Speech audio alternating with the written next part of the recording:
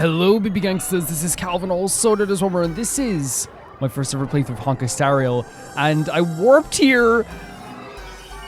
Oh my god. Welcome, dear guests.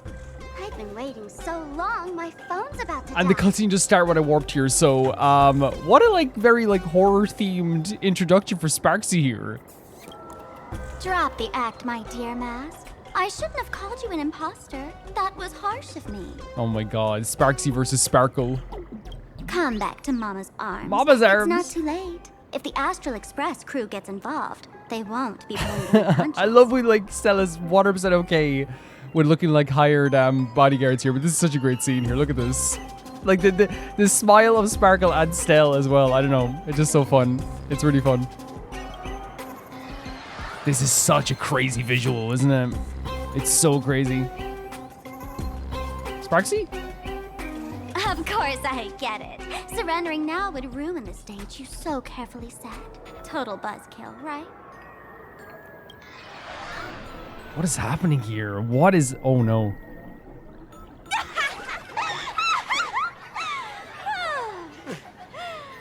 So you still don't get it? This is so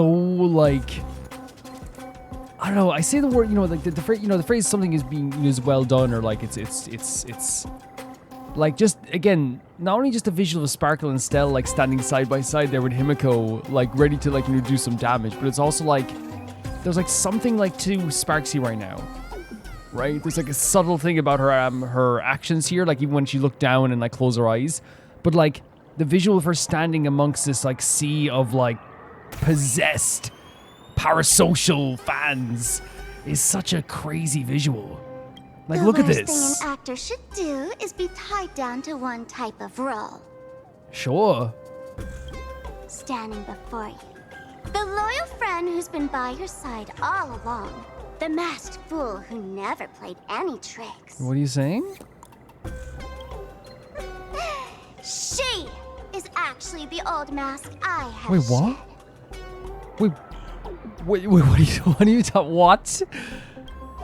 Wait. Sparkle's a mask? Oh, that's Claire Obscure. Hey, how's it going? What did you just say? No, she's bullcrapping.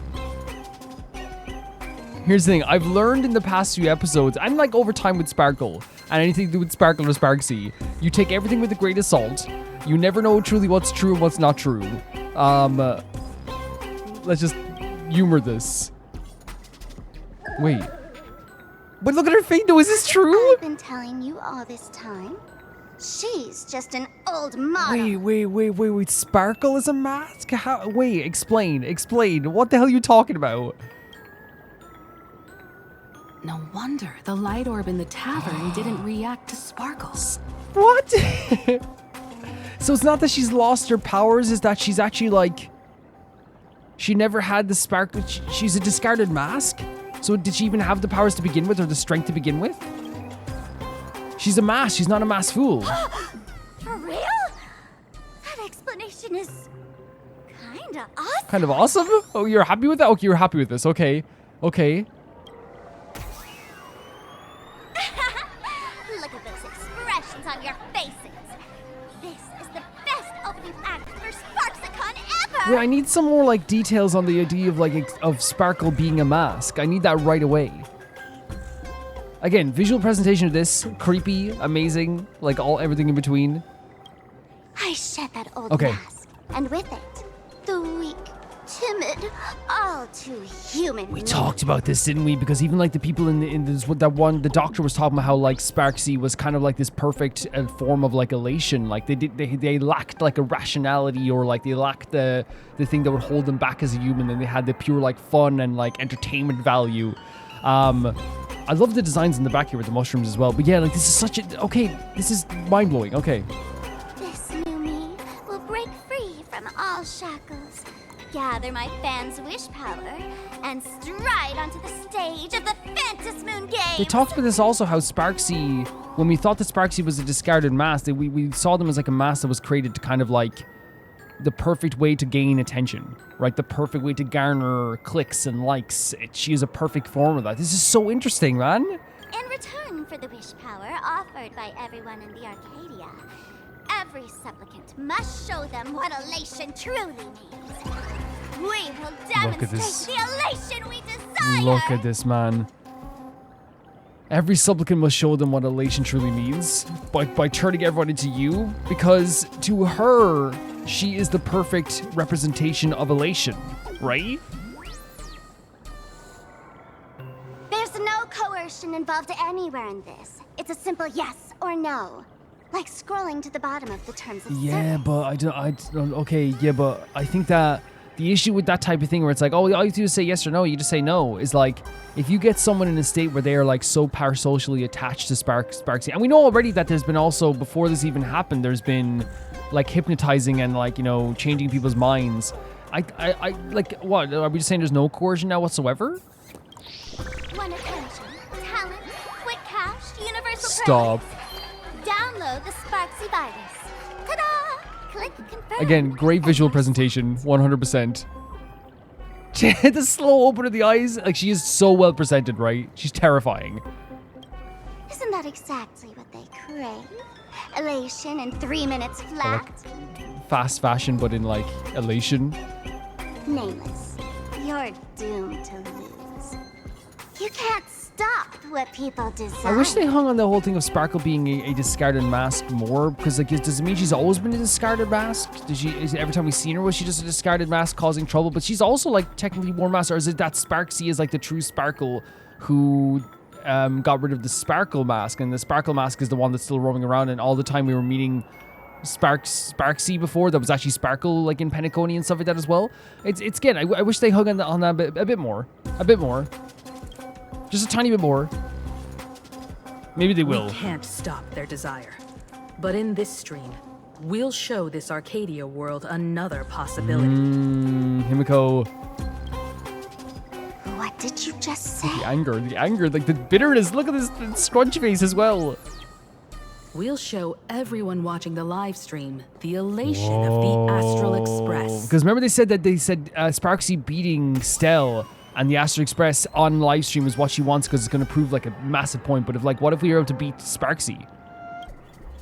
I'm not a guest. I'm a supplicant. There's our mask, the raccoon mask. That's our announcement, right? And the announcements are huge. You got another mask? She didn't know this. She didn't notice at all. Clenching her teeth. Before Sparxicon begins, the hero of the Express will defeat the villain who tried to spread the virus. And soon, the world will watch it happen live. In their hearts, they'll long for the Trailblaze too. Wow. Again, it's the opposite of what Sparxie thought would work as well. Defeating the Astral Express would have like made a statement if we defeat Sparxie in front of everybody as well. And now we're a supplicant also. You were never the only option for the audience, Sparxie.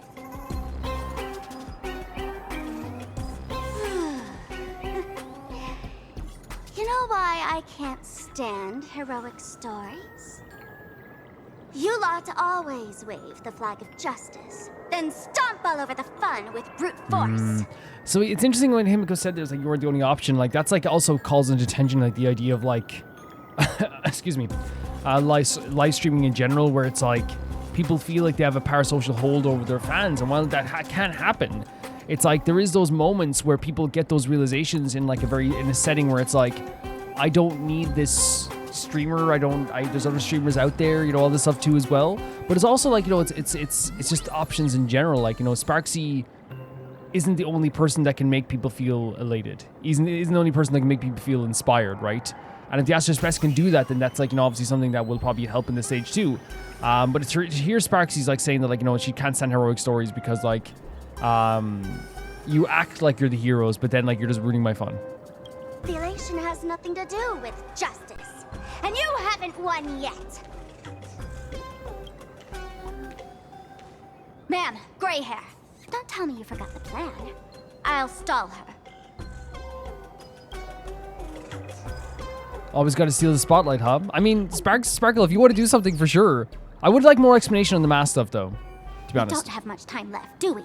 I'm trying to give us better odds of winning here. Look, I trust you. I trust you. There's one thing I've always wondered. Who's the real Sparkle, and who's just a mask? Shouldn't the last one standing decide that? Okay, I'll Sparkle. I'll support you. I'll support you. Then Oh, the cut-in. right now, I'll make you the opening firework of Oh Sparxie. my god. Wait, they're actually going like, no way. They literally were going to go in for like a fist fight? Unbelievable!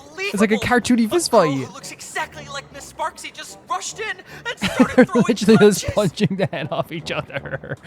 I was like, wait, are they gonna like do like this big powerful battle? No, they literally ran towards each other. Oh my god, look at the thing. Come on now. How could she be a high-grade lookalike This is rival? crazy. They're doing it like a Looney Tunes cartoon.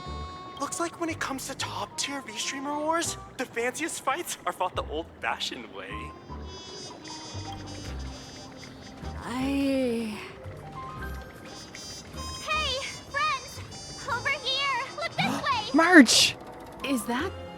And it's March's definitely voice? March up there as well. So I love this, the distraction is Sparkle literally punching the head off Sparxie on the ground. Over here! Mr. Yang Oh my and I are in god. the art classroom. It's always good to see you, March. While Sparkle keeps her busy, let's regroup with March. I'm all for first. it. I'm all for it. I'm all for it. Let's go. That is crazy. It's literally like a Looney Tunes style like fight going on over there, a cartoony fight going on over there. But yeah, man, this is such like an interesting. They said that like that Sparkle's like the mask, and so I'm imagining then my interpretation of that would be then that Move this platform, and you should be able to get up there. like to here. To here? Oh, here. Okay. But yeah, like, is that Sparkle, I guess, is a mask, but she's like, sorry. So Sparkle is like a mask. Sparxie is like the real version. Sparxie got rid of Sparkle to like become this pure form of like elation. Correct? I definitely would. There's March in the window as well. I definitely think they should have hung on that a bit more. 100%. Miss Himeko! Oh, you're finally here. Yeah. Thank goodness you're okay. Bana. March, I'm just so happy you're safe, Oh Bana. my god. After she escaped the school, I figured she'd bring you back. So while Sparxie was away, I found a classroom Amazing to hide stuff, in. March. So resourceful. The students around here have been acting weirder and weirder. Good thing my heart is pure and Yeah. untouched. So her tricks don't work on Pure me. heart. Pure heart, March. Hold up. Were you two just talking with some weird verbal Do you remember the tick? paper fold? We chose to fight poison with banana. What? You actually used that Penaconian mimetic virus to counter Sparxie's influence? Oh yeah. Whether the Express turns into some crazy Sparxie train or ridiculous monkey train, I want neither. I know. It's very scary because the thing is, it's like we, especially since we experienced like stuff like that in the Papersville University and stuff. What about Welt? Is he all right? Mr. Yang, it's our friend. Wait, is he still brainwashed though? You look perfectly normal, though. So that Professor Welt she saw in the news. Yeah. Just a bit of Oh, yeah? acting on my part. Let's not dwell on Okay, that well, right that's now. awesome. Jesus. He was like playing along. Actually, like, honestly, if it is like the case where he's playing along, because like I think there's also maybe a thing where maybe he's like trying to save face a little bit, but like I think also at the same time too, it's like kind of smart, right? If you like play along, then like it makes it seem like they won't do anything more to you. Like March, I realized something was corrupting our cognition when I arrived at school. She even pulled from one of my past memories to strengthen the effect. It was pretty Yeah, because frustrating. in Honkai Impact 3rd, I believe he was a construction worker. Luckily, I've dealt with something similar before. I snapped out of cognition corruption very fast this time, so I decided to keep playing the teacher and hide some students away in secret. Okay, that's really freaking great. That's actually great, Walt. Obviously then, like, he probably felt when it came to the stuff with March and Stell that, like, when we were roaming around trying to look for help and stuff like that as well, I'm assuming that he probably felt like I can rely on them. So, any ideas on how to dispel Sparxie's influence? And also, if Welt is, like, brought deeper into this type of thing, then we are in a situation where, like, you know, we don't have Welt with us anymore, you know? So it's good that maybe he kind of hid that as well and saved as much fuel as possible. You told March and Welt about the intel you obtained at the tavern and your action plan. No wonder these students took down the seascape painting from the central courtyard. Sparxie had them break it into 3 parts. The waves, the wooden boat, and the moon. So, do we have to get all the parts? I don't know where they hid the waves and the moon, but I managed to retrieve the wooden boat that was stored in the archive room from the students. Isn't that really cool that Welt just, like, again, because of his years of experience, he saw them, like, taking something down, so he's like, I better, like, you know, get on that. Cool visual. As expected from teacher. Yeah, no, whatever said, like, it's a really smart thing, like, it's just really experience to see people, like, who are the enemy looking at something and taking something apart and being like, okay, that's important. That's really, like, well experienced. We might have a lead on the other 2 painting pieces. Have you seen a Furbo? A Furbo Nana. You mean a Furbo? Yeah, Power Prince. Have you seen Power Prince?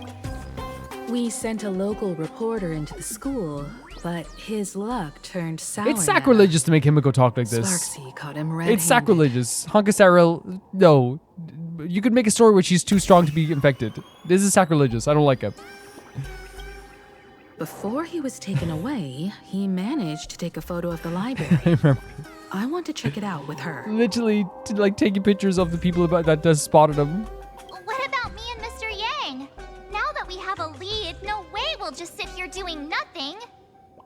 March and I will go track down that Furbo reporter. We might even find out where the last piece of the painting was hidden. That's the plan. Let us know right away if you find any This is leads. awesome. Like, it's everyone's springing back into action. Is the fight still happening? I'm guessing it is. I can't really see if it is, though. Is it? No, it should be over there, so maybe it is happening over there, I guess. Possibly. But yeah, like, oh my god, the visuals here. Again, they're cool visuals, as I said, with the heads and the Sparxies everywhere, but like, it is, at the same time, intentionally unnerving, right? It makes you very, very nervous, and it feels very weird. Himeko, where's the library? I know the way. I just hope they haven't renovated the academy in the past Oh my 15 god. years. Actual, you know, yeah, that, like, when you leave the school and they start doing all the upgrades. I felt that about, like, my primary school, I feel like, you know what I mean? Where I was like,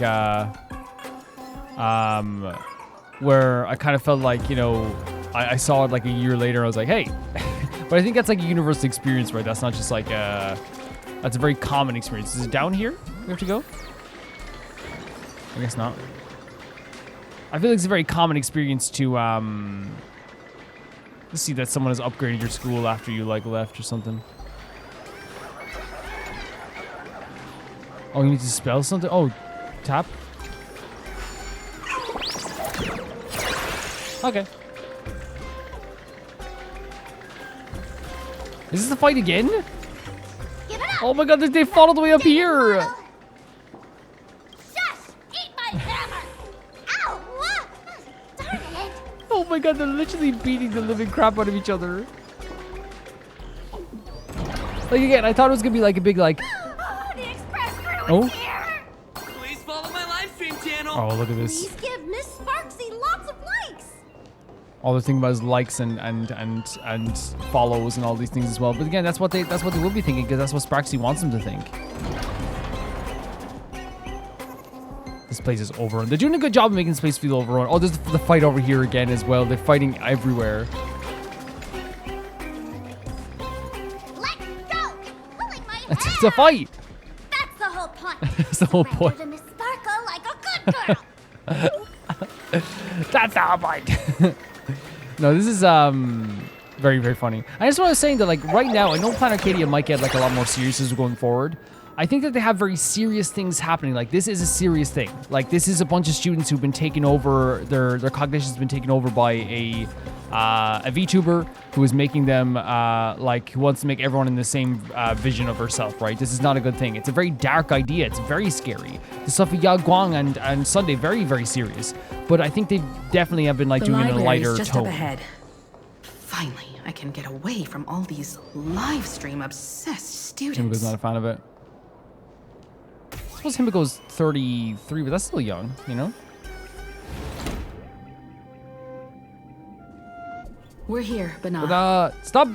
Himeko of all people should not be saying it. You know what I mean? I know like people are like Calvin, like it's part of the story. Yeah, but like, you know, I'll take a less immersion. Just don't make my Himeko of all people the rock of this game. You know, the anchor of this game, the thing that is the pillar of this game. But I don't see any waves or moon.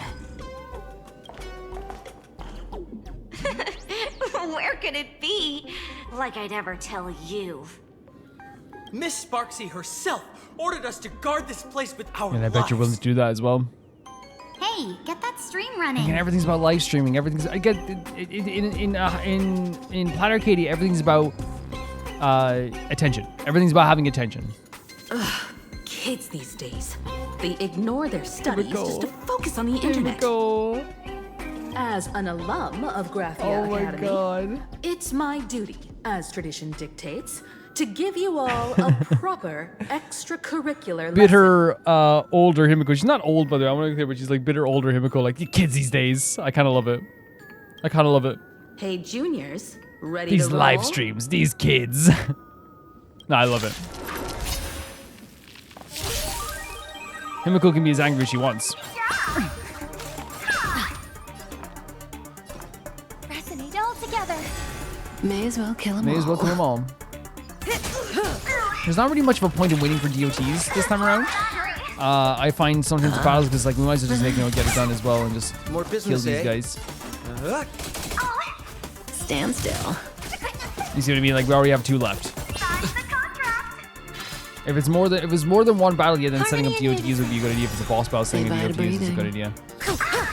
Hedge your bets. But sometimes it's just like a good idea to just if you're doing these regular battles. I haven't used the speed battles in so long that I actually forgot that like these battles go by super quick if you do the speed function. Where could they be hiding the landscape painting? After all, it's an image Nana'd thing. Once sealed in a scroll or something, it'll be a pain to retrieve, but Nah. Oh, right. Let's check out that photo Nana the reporter left us. Maybe we can Yeah, find they're some like clues. looking towards the right here. Could it be hidden near the bookshelf, but not? At least we're in this together. Like I do like it's like we both like are acknowledging we have this. Oh, we freed them. That's good, right? That's really good. I love that we both acknowledge and we both have the virus. This is a really cool library, by the way. I like that like they made the library actually like kind of like a little bit like realistic in a way. Because like while like I think some schools would have like bigger libraries. Like I think what's so freaking interesting about this too, this feels like a very like, you know, because like, you know, I think most places don't have gigantic libraries in their schools, right? I would say so, like especially like, you know, because not every other place is a gigantic school, you know. In Ireland, like there's bigger places obviously as well, but like, yeah.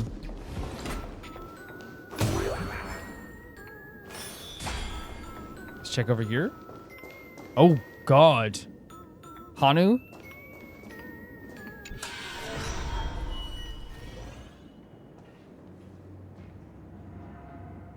It's 5 p.m. outside. We're about to have a heart-to-heart. If anime has taught me anything. Where are we now? This place looks just like any other classroom. But something's off. Let's look around.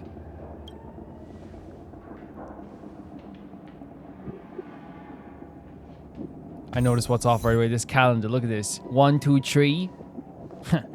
There isn't even 3 days in the week. See, yeah, this calendar's off. 4, 11, 18, 25. That's not how days work. You know, I'm joking. Someone's gonna be like, "Come, that's a calendar that goes the cost away." It's like, I know. I think sometimes like it's because this music's beautiful. Really pretty. Because I enjoy being like, enjoy games, and I feel like, you know, I am enthusiastic about stuff as well. Oftentimes what happens is like a lot of people you confuse enthusiasm for stupidity, because like a lot of times people, not you guys, I think you guys for the most part like don't do that, but I feel like every once in a while people like think that like enthusiasm equals... Because I think socially, I think it is true that like people who are like act more like, I don't care about the world, people think they're like smarter, when in reality it's just like, it's way easier just to act like you don't care. It's so easy. You know, I can play this game like this as well. Huh. Table, I guess. Dude, like what the hell? Like look at the textures here. You know, I can play that too. I can do that. There's a notebook on the desk, a sticky note attached to the page calendar. 15 hour preparation, purge streamers, lantern, student exhibition planning, 840716. The music here is gorgeous. I guess what I'm trying to say is that, like, you know, people can think I'm dumb just because I'm happy about games. That's fine with me. I will correct sometimes, but, you know, just the way things go, isn't it?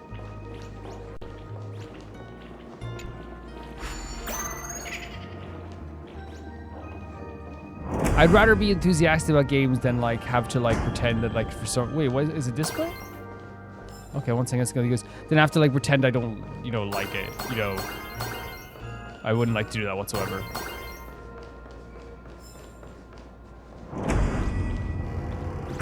So, oh wait, it's this. Okay.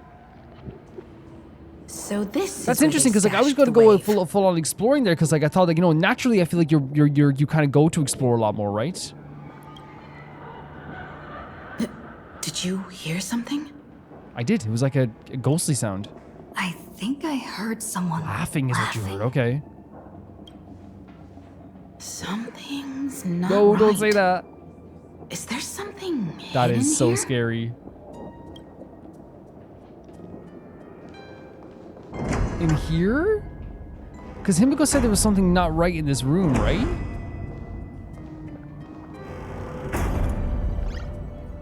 What is on the... What the text is? Chalk marks gleam fresh on the side of the blackboard as if written just today. Arcadian calendar, July 22nd, 1984. On duty, Belle Foolish.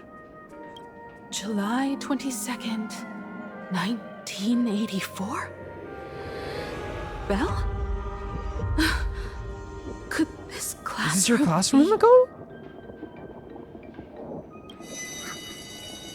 Senior? You're back! What? No way. Belle? This is wild. And you are? But... how is this Is this Stell's old classroom when she was a senior? What the hell, man? And that means if this is the case and this was set up for Himeko, that means Sparxie set this up so Himeko would be stuck. Maybe she knew Himeko would be the one to like come here? What the hell is happening? This is really... And to hear Himeko be like, Belle? Like, that's what's so interesting about what they've done so far with Plan Arcadia. Himeko is a character who's usually like very like... She's the one supporting everyone else. She's the one who always like has like, you know, a good thing to say. She's always like she knows what to do in certain moments, right?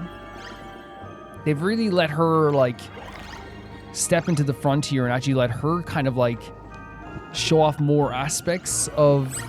Whether it be like, you know, her introspection about Plan Arcadia in general, or even this moment here as I was talking about as well about the idea of like you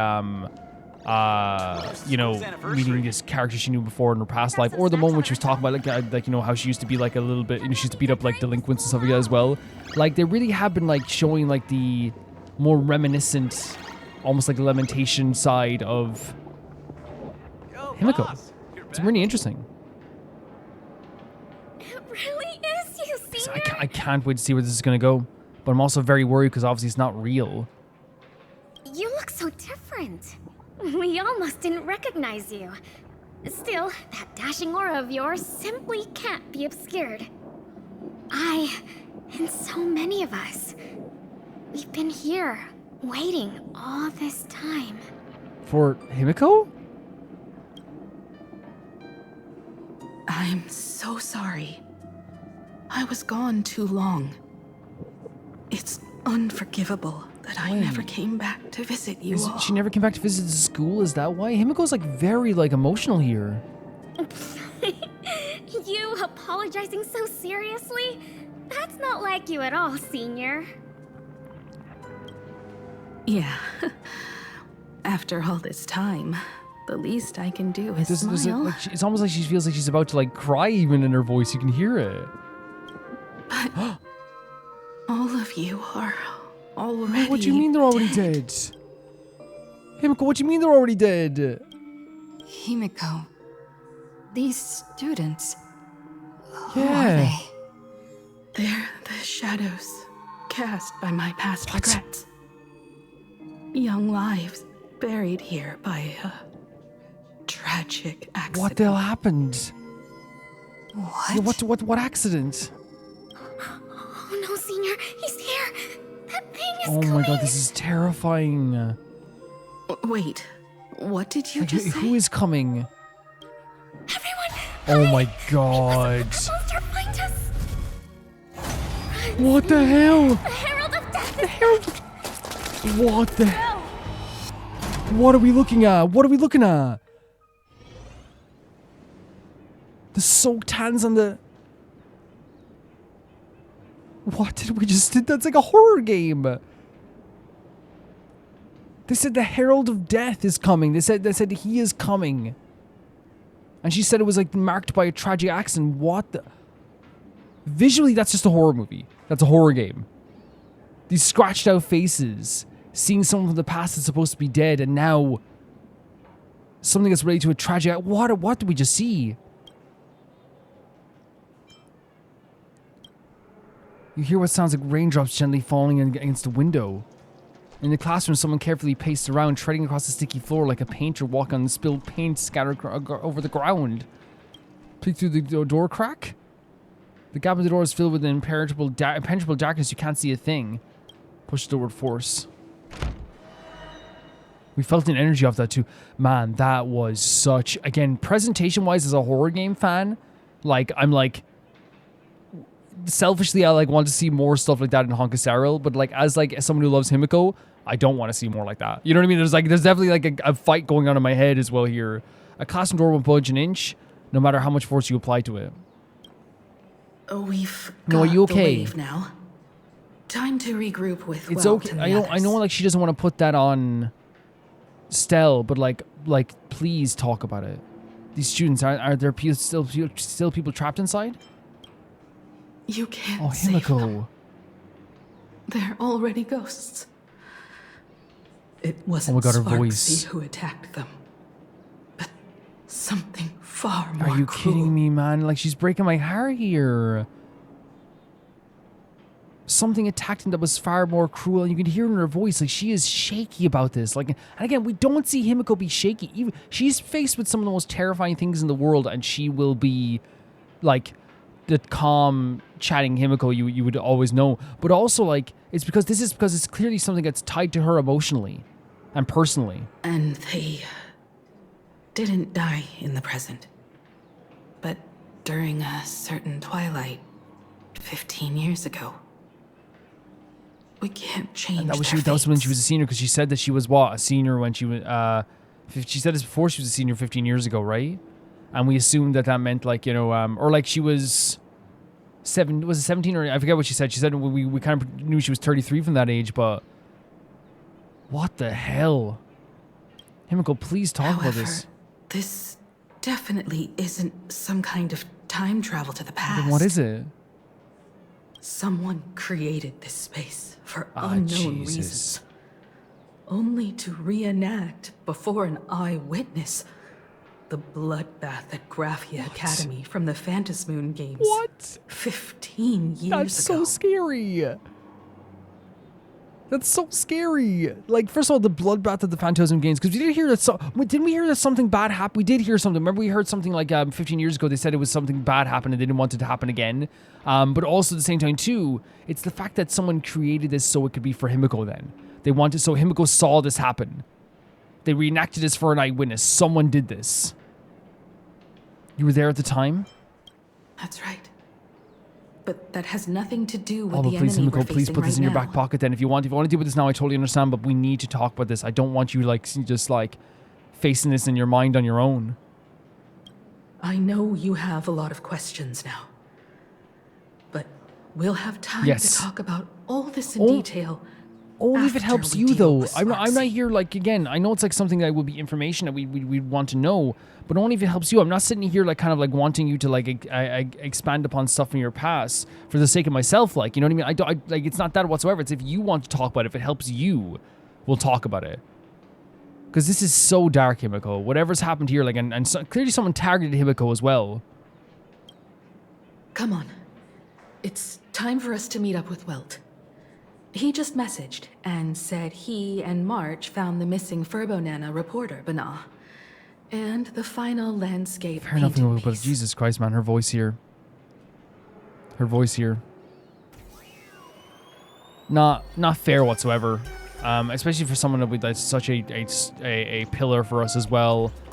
I want to make sure that we're all there for 100%. What happened here was absolutely terrifying once again.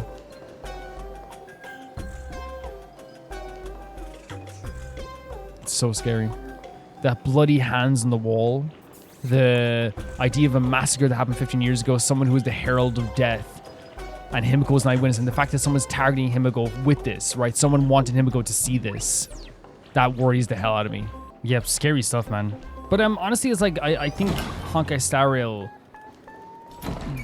I think they understood tone better than anything there. I think what they did there was actually like, really, to me,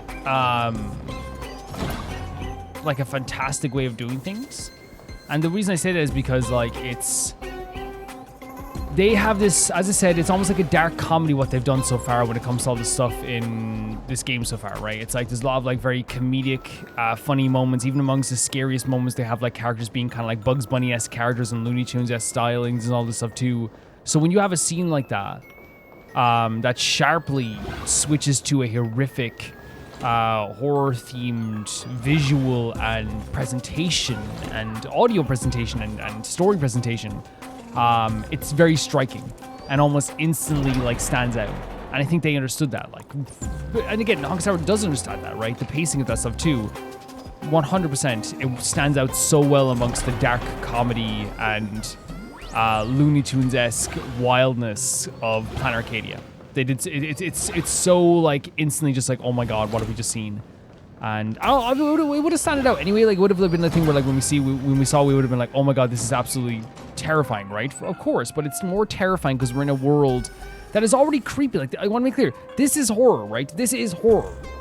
Seeing these masks on these characters here, this thing where people are being taken over, their minds being taken over, that is also horror-themed stuff. But, as I said, the way that they present it is in a comedic manner. Like, we're watching Sparkle and Sparxie fighting on the ground. It's like we have the emotions of Sparkle. We have, like, the more depth that they're giving to Sparkle. We have all that in between, right? But they're presenting it also with, like, a dark comedy-esque twist. But that was, like, not dark comedy. That was not Looney Tunes-esque. That was not, like, creepy with a side of fun. This was pure horror, you know? Get your fist out of my face! Still a point of a fight. Then move your foot first! Oh, did she kick at her? Again, they're just continuing to fight. I commend them. I honestly do. Yeah. The more, like, it's like, I think it's one of those things where, like, oh, wow. We're probably going to get, like, a, oh, there they are. When it comes to two of them, like, I feel like, you know, you never truly know what's happening. You okay, Mr. Furbo? Good thing we got here in time, or you would have ended up as a target practice dummy. Beep boop. This Furbo Oh. nearly bit the dust. They're so cute. President, you're here. You're gonna give this Furbo some hazard pay. Honestly, right? like, he legit does work, like, no. You know, he literally got beaten up to find, he found us the information. He did that. You know, he can get as much hazard pay as he wants. He literally did his job really well. Furbo said the students put the moon inside the Yeah, gymnasium. he's doing his job. This is a gigantic gym. There's moons, they're everywhere. These orbs, they're everywhere. What in the world are all these things everywhere? What, the faces and stuff? The emojis? Wispe called emotes. Emotes. Okay, emotes. Sparxie, Sparxie must have given the moon to one of the emotes to look after. She really went all out, didn't she? The whole gym's full of moons. Now what? Is that one over there? Be it Sparkle or Sparxie, both are equally just as headache. And that's what I'm saying. Like, it's like as we talked about earlier, like it is a thing where like we never know truly what the full story is with Sparxie and Sparkle. They're constantly doing stuff where it's like, what is happening? And again, as I said, like I have a more sympathetic feel towards Sparkle, and the way I'm gonna always like look at Sparkle right now, as I said, is I'm always gonna like have more of a generous view of Sparkle, while also still having like my eyes being like, you know. And with Sparxie, it's like you like it's an even more extreme where it's like they are like Sparkle without all the ounces of rationality. You know what I mean? So we have to like not only side-eye her, we have to like put up our like shield whenever we're like near them. All right, everyone. Let's round up these emotes and take a look. Sure. It's that one over there. The one that's glowing.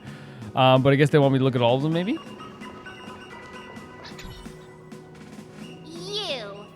Oh my god. Did you stash the moon somewhere? It's worth to do these side things. We get to hear March threaten an emote. The wispy called emote lets out a sharp, shrill snicker. I pried open its mouth to take a look. Seems this little guy didn't swallow the moon. Thank you, March. Very efficient. Very efficient of March. Smartest character in the world. I mean that. Say something against March and see what happens. This wispy suddenly charges against you like a cannonball firing from its chamber. Oh, it's a battle, okay.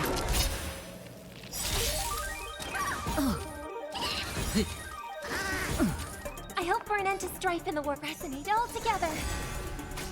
Say bye to breathing. I love hearing that song, but I actually think there's gonna be a boss battle coming up. So I actually think I'm gonna save like so we can have the ultimate starting off in the battle. You know what I mean? Stand still. Because I do not think we're gonna need the I don't think we're gonna need anything but what we have right now in front of us. Which again, no, that defeats the purpose of Honkai Star Rail. I'm sorry, it really does. Because like these abilities come back to us so quickly that like it feels like really wrong to not do that. Because that's the whole point since the start. And you guys said this in the start as well. I remember the first tip I got from about battles was like, hey, don't feel like you have to like not use your abilities. Use your ultimates as soon as possible to get them back so quickly. I charge extra. Saving them for the next battle doesn't make much sense because you'll get them back so quickly. Or maybe you know? I'll take it all. You get them back so quickly. Peace and song. There's one more over here we can check as well. Which again, if you get some fun dialogue out of it, I'm all for it. The texture of this ball seems different from the others. Yeah? Emote bursts into soft, whiny sobs. Okay. Don't cry. No one's going to hurt you.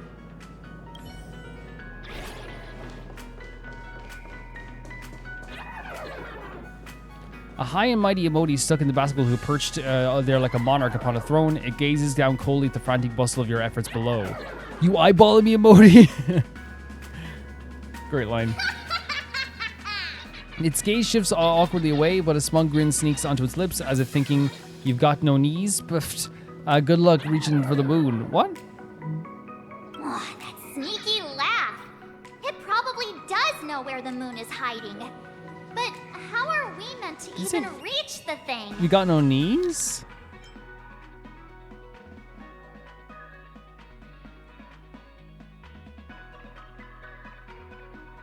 What does that mean? Like we can't jump? Oh. I love Stella just sees a button and goes, okay. There we go. I mean, me too. What? What is this place? What is the purpose of this? What could you... This is dangerous as heck. Why would you need this for? Why? I mean, okay. But I don't understand why you would need a place like this. Who am I to question architects, I guess? You know, I'm an architect. Oh, it's so cool. Can I move this with me? Oh, that's so fun. That's legitimately so fun. You can move yourself on these too. The gym. I've missed Oh my god, hearing Himeko reminisce is so There was a lovely. time when I really envied those classmates who could sprint across the field, giving it their all. Yeah? So again, that's what I'm saying. The Himeko reminiscing stuff can be like the most fun thing in the world, but obviously then we also have the emotions of like what's happening with the more scarier things. So that's obviously like very scary too. So we have like this like thing where it's like whenever she's reminiscing now, I think it's probably like maybe intentional. I feel like this emotion of like I love hearing her talk about her worlds or her time and her past. But then like it's also like, is she gonna think of something else here? Because we know that it's a lot darker now. The interplanar jump, there's a mechanism gate with the indicator lights on them. These gates can be opened by activating all indicator lights, each of which is linked to a pressure triggered button. And pressing the button will activate its corresponding indicator light. Pressure triggered buttons come in 2 colors. The blue one will not pop back up after being activated, while the purple ones will automatically pop up after being activated. We'll figure it out. We'll figure it out, or will we?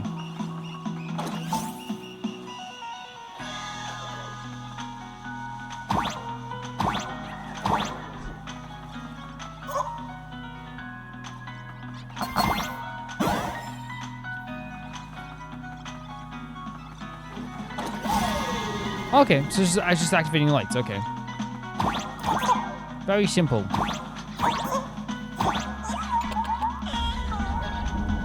I'm just really impressed, man, with this game, because the fact that they've made a game like that's so dynamic and has different backdrops, different backgrounds, has a fun feel all the time too. Isn't this Himeko's alma mater too? Oh, don't tell me Himeko was the quiet type who stayed far away from the gym back in school. Maybe she was. Not quite. I'd already graduated by the time I started feeling this way. Okay. Due to some circumstances, I went back to my father's school to work. I get it, okay. So, because of her father's work, she had to go back there in general. So, like, when they called her senior, it was like maybe like she also wasn't just like a senior in school. It might have just been she already finished school as well. Interesting. I love it's like the racetrack as well. It's like we're traveling through like the history of the school. Like, well, again, it's like the activities of the school. Very, very cool stuff. Yeah. One good jump, and we should be able to reach that emoji. Oh, this is so fun the way it's presented up here as well.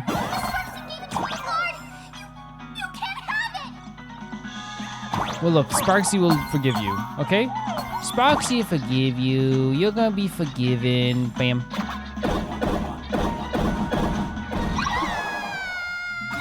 And Sparxie did forgive them. And all everyone lived happy ever after. The start. And with that... That was fun. Got our hands on the third part of the scenery. The moon. Yeah, as I said, like it's one of those things where like the fact that they've created this fun sequence that no matter what, it never like makes me groan. I'm not saying that like other times it would, but like I feel like there is like times when like it's not like a groan, but it's like, oh, we're breaking up the story with this, you know? And it's like now it's like, yeah, there's never time with that. And I think it's not just it's games in general. Settle the score with Sparxie. Like a lot of times, like you can tell like a game developer love their minigame. It's not just like in Hoyo games. I mean, like in games in general, you can tell they loved a minigame they created, and like sometimes you'd be like, oh, we have to do this again, but like I'm right before the end of the story, you know? Like, and it's like, I don't know. I feel like Honkai Star Rail has created a minigame that every time it happens, I'm like, okay, this is cool. Little 5-minute like break from the story for a second. You know, it's nice. It's nice. My bat's been itching for some action. I love this music, by the way. Sparxie dared to target the Astral Express. Oh, wow. Treating us like stepping nanostones Stepping in the nanostones. Phantasmoon games. She had better be ready to become a spoil of war herself. I absolutely adore that, like, when our crew gets, like, you know, positive, like, was it morally good violence? Is that what you would call it? Like, supportive violence, positivity violence, where we're like, we're gonna beat the living hell out of him. I love it. I love it so much. And yeah, the music in the background is like this really, like, I don't know. It's a magical theme. It does remind you of like kind of like maybe it's very kind of like youthful in a way, because it even has like a whistle there that sounds like it is maybe trying to bring up the idea of school and stuff like that too. She and I will head to the atrium next, piece the imaginated landscape painting back together, and help Sparkle take down Sparxie. Oh yeah. Welt, March, I'm counting on you to protect the students at the Right. academy. Dovebrook's waves should suppress the mimetic contamination they're experiencing, but they might panic and run into the combat area. Oh, so like very thoughtful to think of that too. Yeah, like the idea of you waking up from a mimetic virus and like all of a sudden, like, you know, the world is probably like, what am I doing? What is happening? This time, I truly hope Oh, Himeko. no innocent people get hurt during the Especially about the Vantage Herald of Games. Death, the massacre. Yeah, she's thinking that's such a great writing thing as well, to have like Himeko would help people no matter what, right? But like she's feverishly wants to make sure that every single individual is okay and the students are okay this time, because she does not want the same thing to happen before, even something close to happening before us. So she's like, get the students out of there. She does not want to see something like that again. Don't worry, Miss Himeko. Mr. Yang and I have got We this. trust you so much. This is so well written. It's so well written. You better give that girl a taste of her own medicine for messing with us like some comedy act. 100%. This is what I talk about. This is what I talk about. I love positivity violence in Honkai Star Rail. You know, we're gonna go and kick his head in. Yeah. Just leave it to me. Well, let's go. It's me and Himeko. Yeah, awesome stuff. Because I think it's nice that, like, I feel like that's one thing that, like, it's not just Honkai Star Rail. I think Genshin does it really well, too, where, like, there's, like, and it's not just, I think Honkai Star Rail does the positivity violence in terms of, like, you know, like, all right, team, let's go beat them up. It's like, yay! Like, and it feels great, right? It feels awesome. I think in, like, Genshin, they do more just, like, and in Honkai Star Rail, they do this, too. I like that in Honkai Star Rail and in Hoyo games in general. I know it's different writers, but one thing I like about both those, both Genshin and Honkai Star Rail is that they have characters that are, like, sympathetic to people, but they also don't take crap. Like, if someone needs to be beaten up and destroyed, they do it. You know what I mean? And that's happened so many times in Honkai Star where they're like, yeah, we understand stuff has happened. We understand there's, like, a big debate going on, but we gotta beat this person up, you know? And I love that about this game.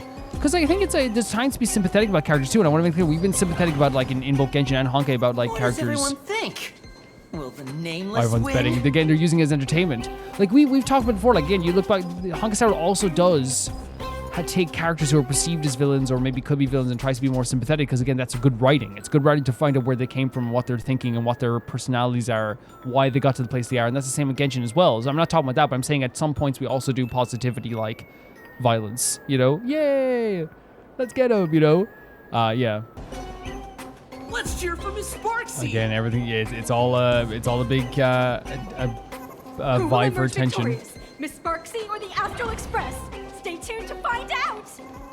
Which, again, like, they've said it from the start. That's what this place is. It's one big battle for attention. Sparkle and Sparxie are gone. And the students too? Oh no. If you think you've got this in the bag, you're in for a rude awakening. Oh no, what's happened? So did she beat Sparkle in a fist fight? Sparxicon hasn't even started.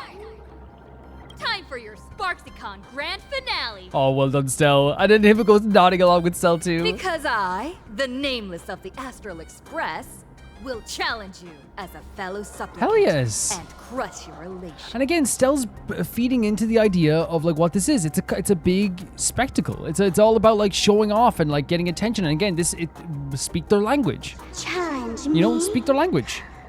I'd love to fight you. Because that's what people are gonna resonate with. Hurry up and put the scenery pieces together. Stell, oh my god, Himeko being very forceful here. Oh wow. Oh man, it's such a cool visual. Himeko's so happy with this too. Oh no. Wait, what the hell? That annoying old model. What has already fallen asleep. What the? Someone grab her. Jesus, dude. Soon. Oh, the licking of the lips. What are you doing? Or maybe everyone. Wait, is she? will be one. Wait, what the? Was she trying to? Oh, Himeko just sticked it on her. Oh, look at the cartoony faces as well. My transformation. No way. Oh no. Oh my god, all these different. What is that? That's so sick. I'm sorry, guys. That design is so sick. The first battle of the supplicants. They're doing like this. Oh, they have a freaking like Tekken screen even. Oh, I'm sorry guys. That design is so sick. That design is so sick. She looks so cool. She looks so freaking cool. She looks so, I keep saying it, she looks so cool. Dangerous thoughts. Look at the design, the black and the white. I know it's already a theme of the two, but like the fully covered face when the mask is fully covering her. Did she absorb some power again from Sparkle? But no, she beat Sparkle. The reason I was like, Jesus Christ, is because Sparkle's face got slammed into the stone when she threw her. Oh my god, this music as well. It's like a freaking like, I don't know, a rhythm game boss battle. The cartoony faces when the water was like about to take over her as well, by the way. Trying to play the next piece. Like, really well done. Again, because again, they're leaning into that Looney Tunes aspect of like a Planet Arcadia. But man, then all the screens appear right before us as well, showing us again this overwhelming power that she has in terms of this popularity. And again, this attention that she's trying to gain as well.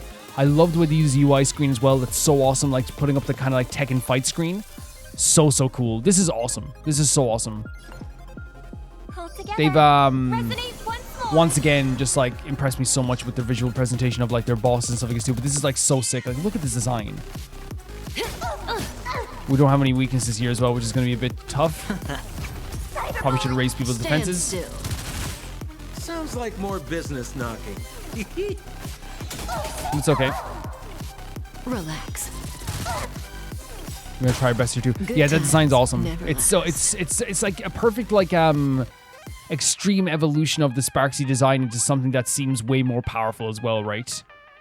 For sure. She threw Sparkle. Her head hit the stone so hard. That was so rough to watch. Great stuff. Okay, we can do damage. Oh, she shoots love hearts. Are you kidding me? Watch your head. I think we're gonna be getting. What? We choose who gets hit? It's like one character to head to subfield while the rest stay in the prime field to provide support. Wait, what?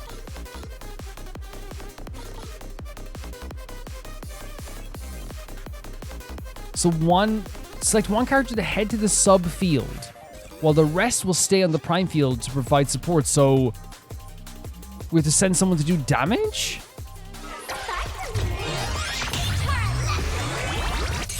Where the heck did she drag me to? Oh my god. It's literally like a separate location.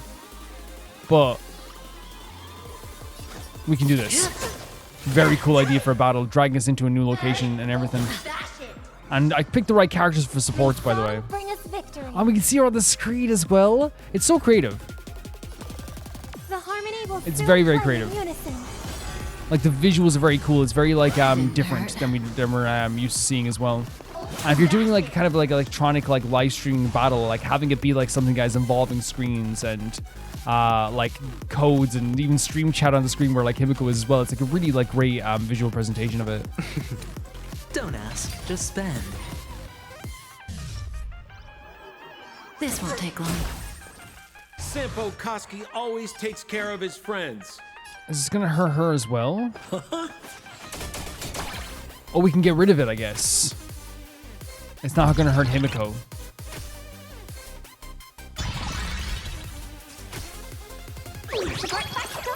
I get like the poses even like the way they've done this with this boss has been so like again a perfect evolution of like how demented Sparkle can be, how off the wall and kind of like Alice in Wonderland-esque as well. It's just a really great design choice. Quiet down. Better hedge your bets. Going all in. So does this count for Himeko as well? I think it does, right? Yeah, that's awesome. That's so cool. And we can activate this too to get like maybe like. Should we activate on this maybe? Or should we still keep going for no? Because I feel like Himeko is gonna be set free once we maybe defeat the enemies possibly, but we'll see. Maybe not. Take it all. Well, it seems everyone gets hit anyway. All in. Because it's all part of it. It's not really like an enemy, more like it's a moveset, I guess.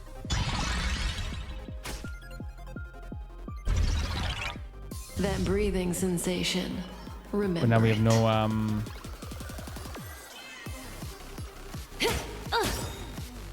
we gotta go for it.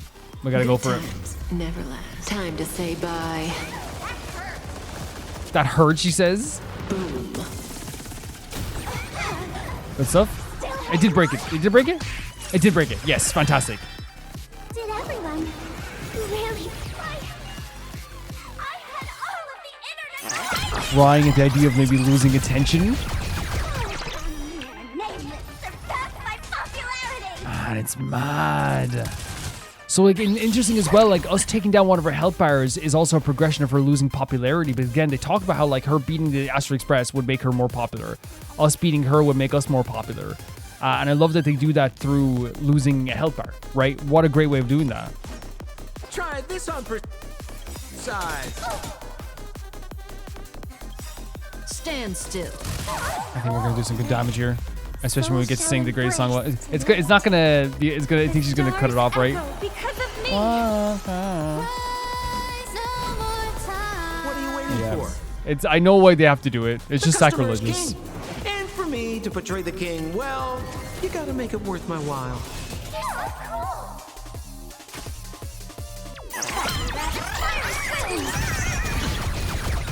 All in.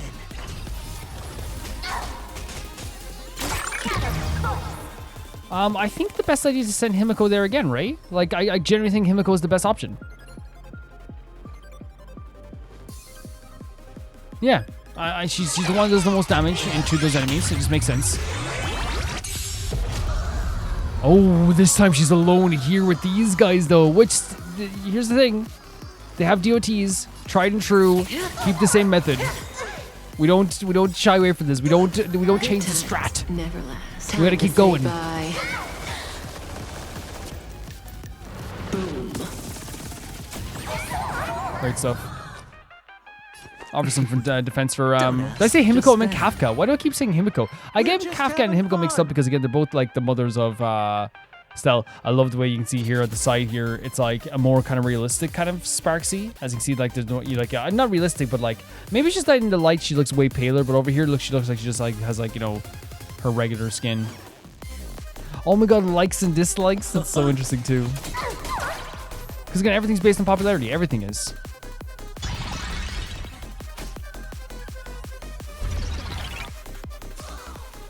I still can't get over how cool this design is.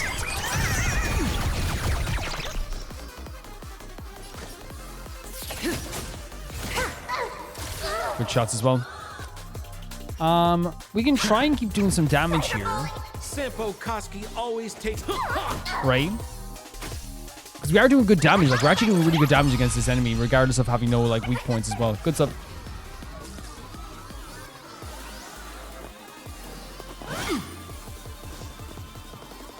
This is a fun battle. Neat beetle.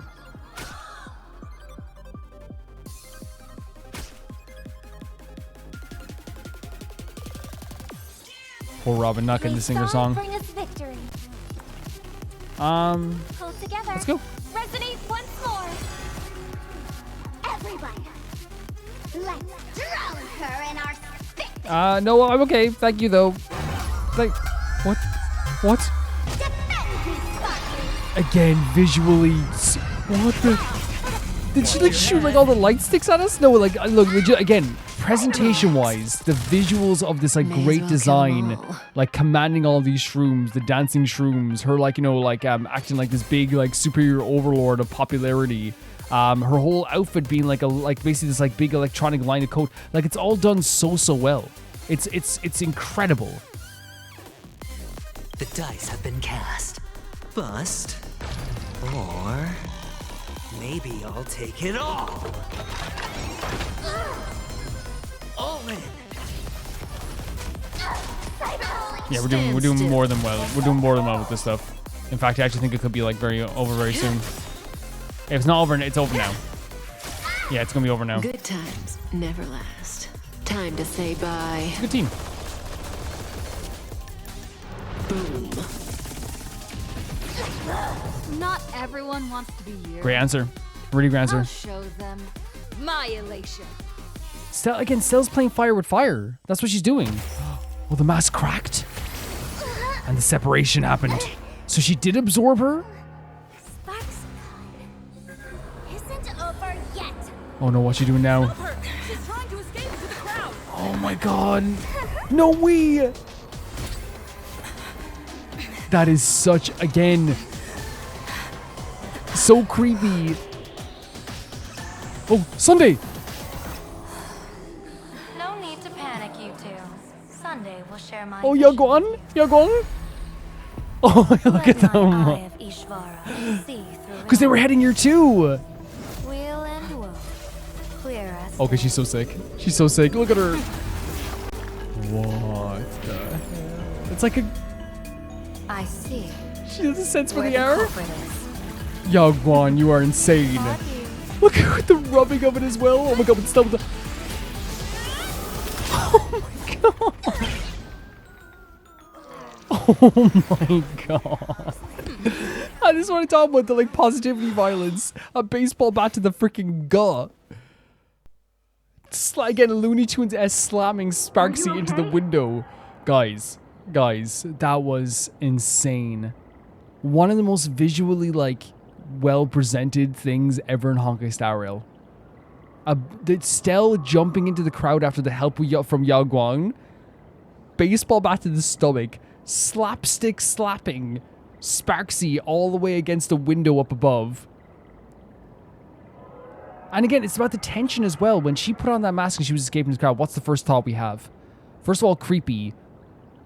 Really cool presentation in terms of visuals. Like, it's like, oh my god, the smile as she's looking back at us, like, you know, it's like this like really like scary but tension-filled scene.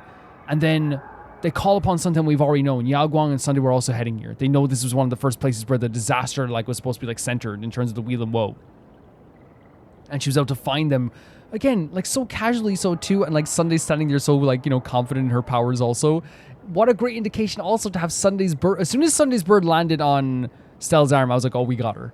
Like this, Sunday isn't gonna land there just to be like, hey, I'm here. Like, they were heading here too, and that's such a great way of showing the player, even before they show what's about to happen. They're like, hey, calm down, we got this, you know? Let you have that tension of like, oh, is she gonna get away? And then being like, the bird's here. And we knew right away Sunday was here. Honestly, like, I don't feel too bad for Sparxie getting slapped against the glass. Like, she threw Sparkle to the point that, like, I was one of the most rough things I've seen in Honkai Star Rail ever. Like, and I've seen people getting, like, destroyed and die. Like, seeing someone's head get, like, hopped off the ground, like, bounced off this concrete ground was a tough watch. I legit was like, what the hell did I just see? She flung her. Boom, boom, boom, boom. Yeah, the boss's visual presentation was so fantastic. The design itself was so incredible. Just absolutely so sick. Like, so sick. Like, my heart is pounding because, again, the way that they've, like, expressed this, the way they've, like, shown Sparxie off as a character and as a villain, the way they've related everything to the idea of likes and clicks and, like, you know, trying to, like, gain, like, acceptance, and it's even, like, that way in the battle as well. They made a health bar, like, be associated with, like, her losing popularity. Like, that's so smart as well. The natural progression of the design, showing off this really abstract and wild version of, like, the Sparxie design, like, as almost like a leveled up, like, craziness in a way, too. Having, like, the UI with the supplicants against each other, the waves crashing down on Sparxie in this like very comedic, cartoonish Looney Tunes way. It's so good. It's absolutely incredible what they've done here. My head is spinning because I'm just like, I got so like much of a dopamine rush about how amazing this all was. Where did everyone go? Is Sparkle okay? Because she got her head hopped off the ground. Look over here. Yaguang is absolutely incredible. I'm sorry. Like, so we knew she was heading here, which is why it makes the story so good. It's not like something that just happens randomly. It's like, oh yeah, she was heading here. You know, it's like Gandalf and look to the east. General Yaguang? Am I seeing things? We are not. We're just attuned to each other, that's all. Ah, tuning, okay. Feeling dizzy? Don't worry, it's just a I can't minor handle dizziness because like I used to get like travel sick. You know, I don't anymore, but like I used to. Like, and a little bit dizziness, like always just like reminds me of that. When I first opened my eyes, I couldn't even conduct basic self-care for nearly a month. Don't worry though. With my reinforcement, you'll be back to normal in a moment. Thank you, General. By the way, above your head... Yeah, it turned to a wheel sign from Woe. Can you see the sign above my head? Yeah. Now it's Woe. So, whether it brings weal or woe, whether it changes or not. Please keep this secret safe from me. Don't let me know, and don't let anyone else, okay? Do you think that idea that I can do that for you, no problem? Yeah, 100%. You saved us here. But like, the idea of like the wheel and woe changing, I wonder if it's like the idea that like destiny can change from minute to minute. What's in it for me? Hey, I went out of my way to help you here. Can't you give me a discount? Consider it good karma. You're very correct. Can't Sunday see your sign? I'm afraid not. As an observer, your gaze reaches far deeper than his. What are you afraid of? In that fleeting moment, your eyes gained insight into my destiny. Oh, it says you're like the Stellaron's eyes. For those who wish to defy their own destiny, the best approach is to avoid gazing too long into fate, especially not letting powerful observers do so. So we're both observers then, okay. Now that you know the reason, surely you'll do me this small favor and keep this secret? Yeah, sure. Yeah. Thanks. And of course, be careful not to let it slip. Or... Else? What's else? I'll tell everyone all about your true identity. You're a former Stellaron hunter. Wait, aren't so you? This is interesting. So, is this a thing that like we haven't told everybody about? No, just imagine the chain reaction that would cause. Is it? I don't even want to think about it. Wait, does she mean more like telling everybody in Plan Arcadia? Maybe I'm mistaken thinking that, because I would think that like the other crew would have known that by now, that we were with Himeko before. Maybe they don't. Who knows? I'm trying to think about scenes where we told them, and I wonder if because like, the Stellar Hunters do have such a like a bad taste in everybody's mouth. For me, it's like it's like it's the way you present it, right? If someone said to me like, "Oh, I'm a former Stellar Hunter," right? Like I read it as, "Oh, cool," you know. But as someone in this world, like, who understandably hears someone as a former Stellar Hunter, the first thing they're gonna think is like, what are they up to? You know? And that's fair. That's totally fair. While we love the Stellar Hunters, and the Stellar Hunters factually do save people's lives and are saving the world, they also have done stuff that is like, you know, led to destruction as well, and violence. Of course, people are gonna be very weary. Doesn't this feel like the opening scene of a comedy? Two people who barely know each other, yet they're keeping each other's destiny a secret. I guess you could say we're now partners in fate. I guess I just never thought about the idea of like Stell being revealed as a Stellar Hunter to like people of Planet Arcadia or anywhere, like as being something that would be like a massive deal, but like it kind of, it makes sense in the grand scheme of things, like the way that people react to it. People don't like just go like, oh my god, a Stellar Hunter, here, come into my cafe, right? It's the last time we talked to Kafka and Blade together, for example, as Stell. They were hiding away in the darker streets, in the more dangerous parts of the Xianzhou, where no one was going to look there. The last time when we talked to Firefly, it's always like, you know, in a dream, and we're on the run, and we're in between things, and like we never did it out like fully in public in front of everybody. Silverwolf is always like on the down low, you know, like it's one of those things where like it's not. Stellar Hunters aren't just like roaming about the place on the surface. They're not just people that just like hang out like in the cafes and streets and like it makes sense. I guess you would have to hide that, I guess. No surprise there. After all, both comedy and fortune-telling thrive on unexpected twists and turns of fate, don't they? I mean, I will take it. Yo, go on. Here's the thing: is like all this stuff here, like about the whole like I'll tell this, I'll tell that. For me, it's like one of those things where I'm like, you saved us, you know, and you saved the day, and you're so cool. Like I have no problem helping you out. All right, looks like the side effects have worn off. Time for us to say. But I'm really interested in the idea of her destiny changing minute to minute. It's so interesting. Because obviously, like, that's something that, like, we know that Yao Guang is kind of, like, trying to, like, prevent as, like, a frozen destiny where nothing can be changed, right? Sparkle, are you okay? What just happened? Sparxie got hit with a bat in the stomach and got flung into a window. I was so confused. I couldn't see a thing. All I remember is Sparxie and the Nameless got into a fight. So you remember that aspect, okay. I saw everything. The Nameless from the Express smashed Sparxie right into the wall Yeah, we with one did. swing. That strength was unreal. Of course, we're just so great. That was such an epic fight, as expected from a cosmic hero. That was seriously awesome. Of course.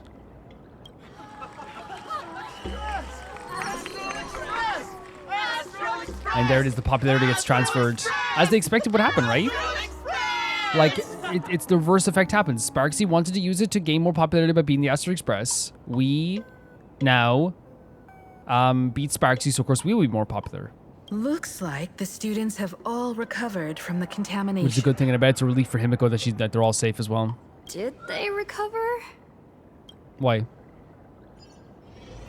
Oh, because they're like now moving on to us as like a parasocial relationship, I guess. So of course I'm going to talk to Sparkle here as well, because like legitimately, like I know I keep harping on it, guys. Like that was a hard slap off the ground. I know they were playing it for maybe more comedy, but I don't think they were in that moment. I think it was like supposed to be kind of dark and very almost like dystopian to have like, you know, her dragging a body behind her and still her like doing a live stream on her phone as she's like, you know, doing this very violent thing. It's supposed to be dystopian, right? It's supposed to be like very like, oh my god, like how are we doing this? When she absorbed me, I thought it was so all she did. over. She successfully absorbed her as well. Thankfully, gray hair, you won this one. 1 point for the Trailblaze. Honestly, we'll take it, Sparkle. Thank you so much.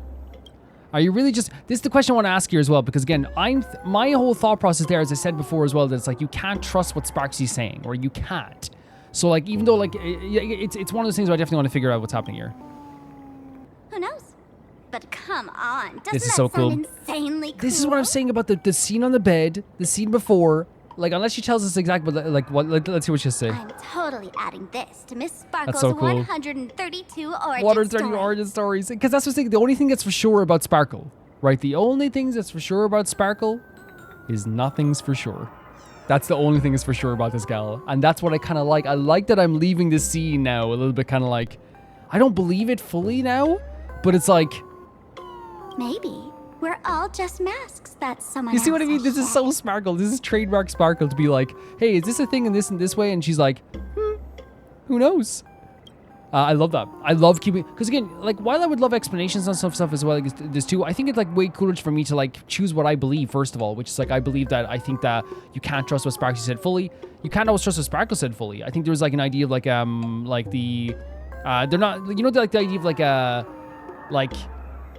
Have you ever heard not pathological liar, but like the idea that whoever's speaking to you like is not always like going to be like someone who is the concept in books would be like an unreliable narrator, right? But in real life, I don't know if like we can transfer that word. I guess you can for stories as well, but it's one of those things where like the reason why it's like not unreliable narrator to me, it's like the idea that like Sparxie said, oh, you're just a mask. Sparkle reacted that in some way. Now, maybe it's because she reacted in a way where she feels like she's not, like, the kind of effects on her brain, right? The idea in her mind when Sparxie said, hey, you're the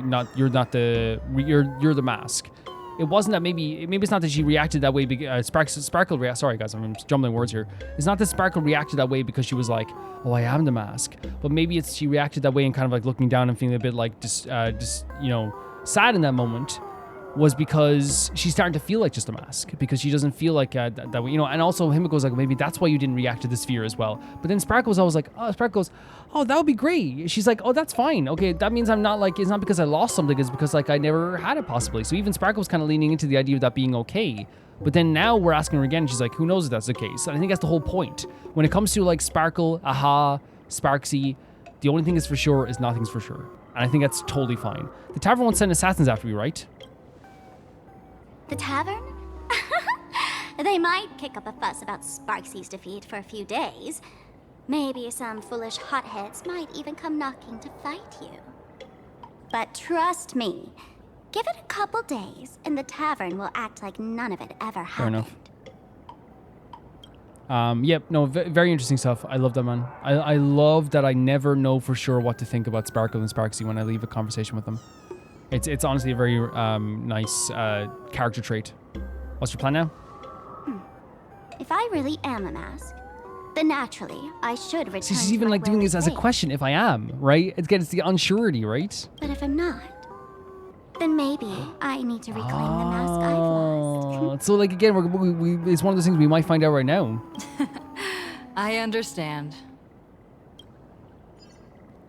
Well, I guess maybe not. Well, hopefully that maybe if you find out, that's also like fine too. But like I think it's one of those things that like I like that even if we do find out, there is like a moment I think with Sparkle and Sparxie where like I always like I'm wondering what is the truth, what are the lies, what is that really happening, what actually happened, what didn't happen. Do they mean what they're saying like in that way too? If she takes back her mask now and if we find out the truth as well, I'm not gonna sit here and be like, oh, they told me the truth. It's like, okay, it still keeps like the idea of like Sparkle and Sparxie being very confusing because again, even before that we had a lie from Sparxie or the truth from Sparxie, a lie from Sparkle before about the mask, or it's the truth from Sparkle before. You still have that confusing aspect while still getting an answer, I suppose, as well. It's fine. Sparxie probably didn't expect that the first miracle of the Phantasmoon games wouldn't be everyone becomes her, but the Express hero defeats the villain, spreading the virus. Love it. Absolutely love it. Compared to a streamer reflecting people's desires, the fearless trailblazer of the Astral Express is more of an attention grabber. Very cool idea. So this is the Phantasmoon games, huh? That's right. Sometimes the supplicants work together, sometimes they clash. It's like a coin toss. No telling which side will land until the moment it hits the ground. I think that's what they said before, right? Like it used to be a thing where people work together sometimes too. At least this time, I hope it doesn't end Again, it's in weighing on her bloodshed. mind, that massacre. What do I get if I win? You're one step closer to an audience with Aha. Right now, all of Plain Arcadia is watching you, and all of their attention's flooding over you, and the mask you wear. Make the most of that attention. From now on, you'll represent the Trailblaze. Oh. To show this world of elation what elation This is kind of sick, right? Because like Himeko's leaning into it again, because this is her homeworld. She's like talking about like, you know, the responsibility of this as well. It's like, hey, you have all the attention now. Instead of like, you know, feeling weird about it, feeling awkward about it, lean into it. We can be a good thing that people have attention on.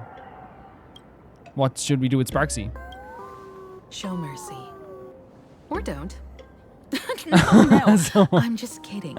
Lower your back. Oh, Himeko. She saw because again, Himeko is like our mother.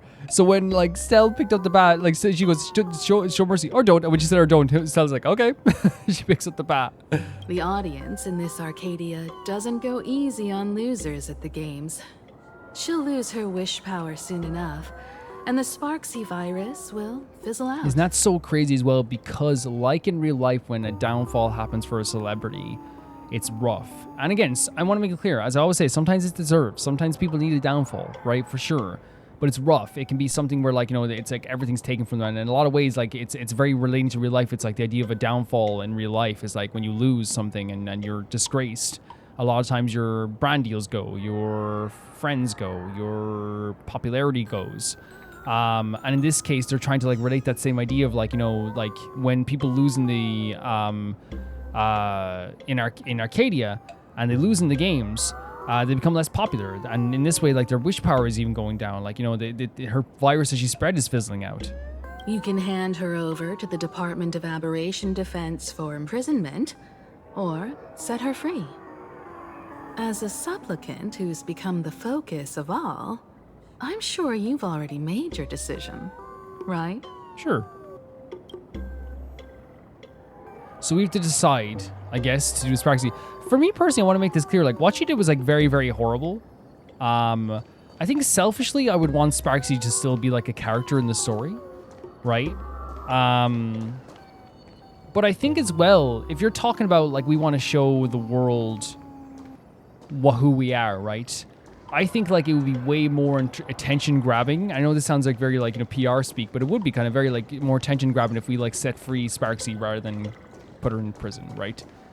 Because while it's like, yeah, we like, because again, like I know like I'm already thinking like elation, but again, Himeko's like, yeah, use that attention. It's like, wouldn't it be like a way better idea if we could be like, okay, Sparxie, you have no more power left. You can't hurt anyone anymore. So we're going to set you free. Like, not that like morally it's the right thing to do, but again, if you want like some maybe like future advantages. And again, I know it sounds so dirty to be like, you know, oh, like I'm doing this for like, you know, attention, you know, but like I think that like in this world, as Himeko said, we have to show we're getting good, we're getting attention, and getting more attention is good in this games.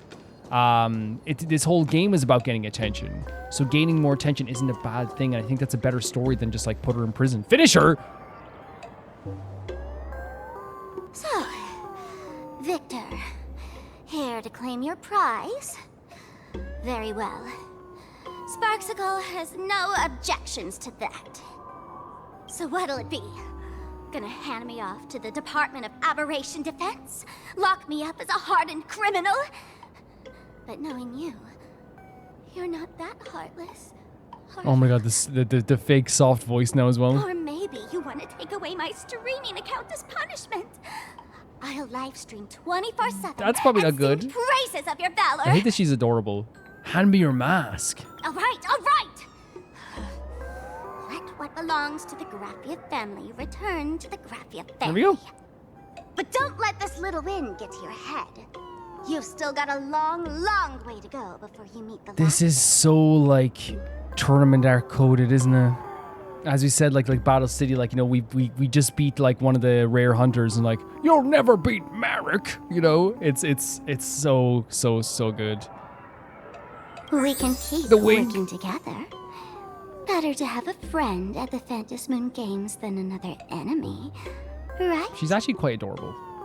You know, it's actually not. It's not good because I'm just like, oh, but she's so adorable. It's like Calvin, but she's like also did something really horrible here and like tried to be. It's like, yeah, but it's like she's a baby. Like what?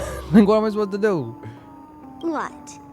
No parting words. Again, look at these facial expressions like she does. Well, she's so sinister, right? I'm not Sparkle. Oh, that's good. Okay. I like that. Oh, look at Sparkle's face. Oh my god, Sparkle's earned it, man. Sparkle's earned it. How do you like this? No way! Sparxicle. This artwork is so good. The scratch dirt on Sparxie's face. Again, this very off-the-wall wild music. She's literally just holding this like freaking weird, like cartoonish clown gun in this comic book style here. Old model. You and your powerful supporters won this one. I've got no comeback. This is so wild, man. As a mask, what do you plan to do with your original self? And again, she's saying to Sparxie, Sparkle, you are a mask. Who's the mask and who's the original? Shouldn't that be decided It's by the one so last interesting, standing? man. Your plan is finished. Your relation has been eliminated.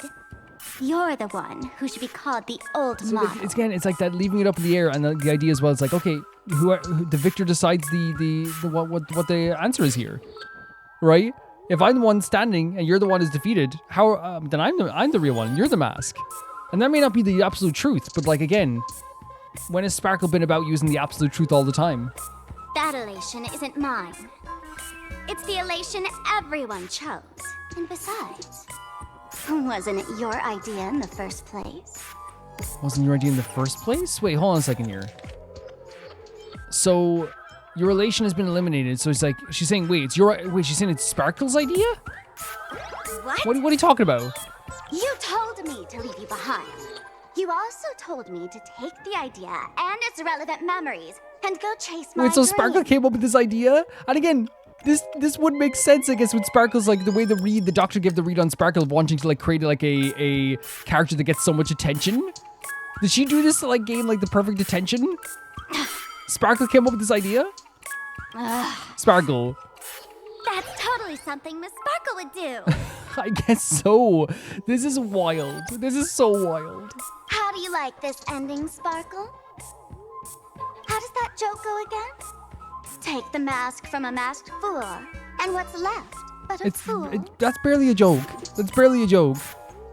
But take the fool out of a masked fool, and all that's left is the Take a mask. fool out of the mask, fool, and also this mask. Wait. What? Come on, Sparkle. Time to end this little charade. No show is complete without a curtain call. Shall we become one And they say it last? at the exact same time as well. Okay, I'm screenshotting this joke as well. She said it was like Sparkle's idea to leave you behind, take the relevant memories and go chase your dreams. So it's like almost she had the idea. Again, I'm not surprised by this idea because Sparkle, I think they said earlier, Sparkle like was having identity crisis, and then also like this is like the perfect form of like gaining attention as well, right? This version Sparxie. Was that together they said it? Ladies and gentlemen, are you having What the hell just fun? happened? A friendly reminder from Miss Sparkle. Don't underestimate what the just Phantom happened? Moon Games. You won't get another opening act as spectacular as this Did they like morph together? After Toy Gun Sparkle and Sparxie were no longer there.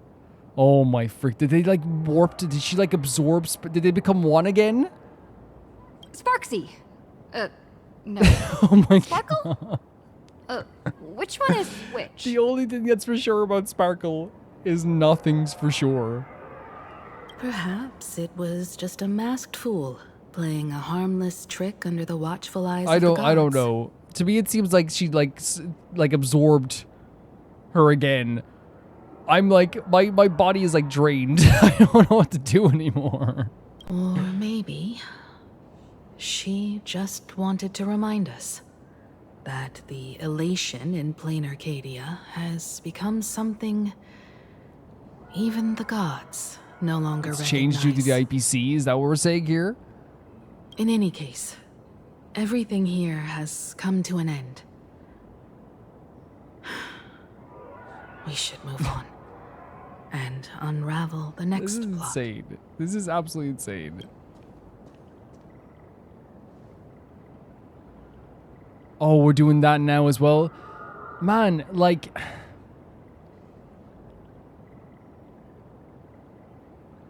What? I love that it's like this like kind of like Sparxie and Sparkle have this full-on fight, this full-on war, and in the end they both like disappear together, it seems, as well.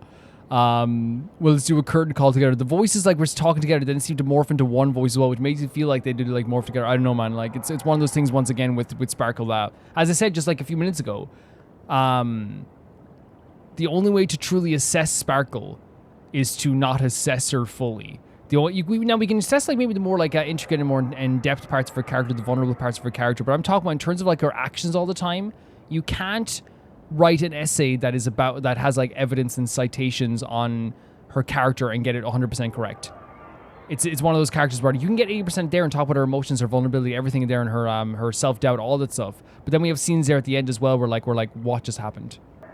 Yeah, the creepy Let's classroom. go to that classroom where time froze 15 years ago. Oh man, the heaviness in her voice as well. I want to investigate and find out who exactly created that place. Yeah. And why. Especially if it's targeted. Let me know when you're ready to head out. I'll go right now. Let's go. Let's go right now. Let's figure it out. It's so scary. You trace your steps back to the eerie Twilight classroom. Yeah, like it's something that like you would be terrified of, right? This place. It's like nothing ever happened. The ghosts are gone. Yeah. What exactly happened back then?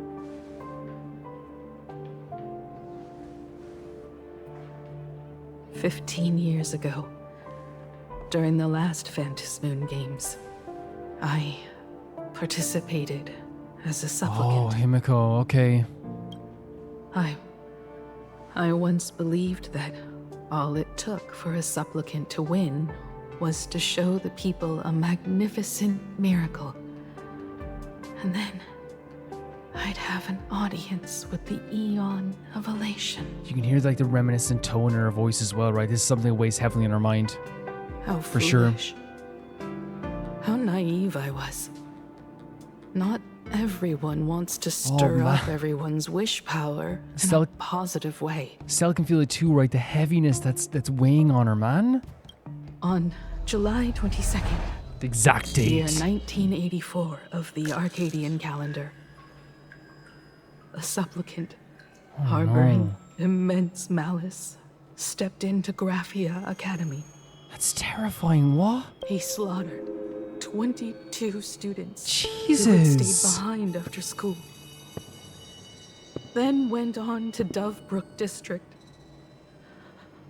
where 146 Oh my innocent God. civilians were either killed or wounded. Jeez, what the? How do you even like how do you even do like think about doing a Phantasmoon Games ever again? Not that this was the call, you know what I mean? You're gonna have bad people no matter what, but like Clearly they saw this as a way to get, like, attention from Aha, probably then, if they were a supplicant, right? But, like, this is malice on a level that is unfathomable. 22 students that had stayed behind after school. Just a bunch of kids. 146 civilians either killed or wounded, just living there at their What the hell? That killer moved like a deranged artist. Yeah, same. What? Leaving corpses, imprinting What is this? his signature mark. Stell's feeling something. The bloody bloom. The media dubbed him the Herald of And he Death. became like a media, obviously, like as killers often do, they become media sensations, right? They use them for like their own gain as well. The bloody bloom, the herald of death. Poor Himeko, man. Well, poor everyone else as well. Like, this is horrific. So horrific. It was a tragedy that the world could not forget. What's this? The Phantom Moon Games of that year came to be remembered as the Bloodstained. So they even changed the name. This is an entirely new character. So many parents lost their children. So many people lost those dearest to them. Dark as hell, man. This game just took we said that it might take a dark turn. We said this, right? But like such a dark turn when you compare it to like the dark comedy of Planet Arcadia so far, right? One of the victims was my very own daughter. Are you serious? Upon my return, the shadows here. I stood before the grave where she was laid to rest. Oh my god.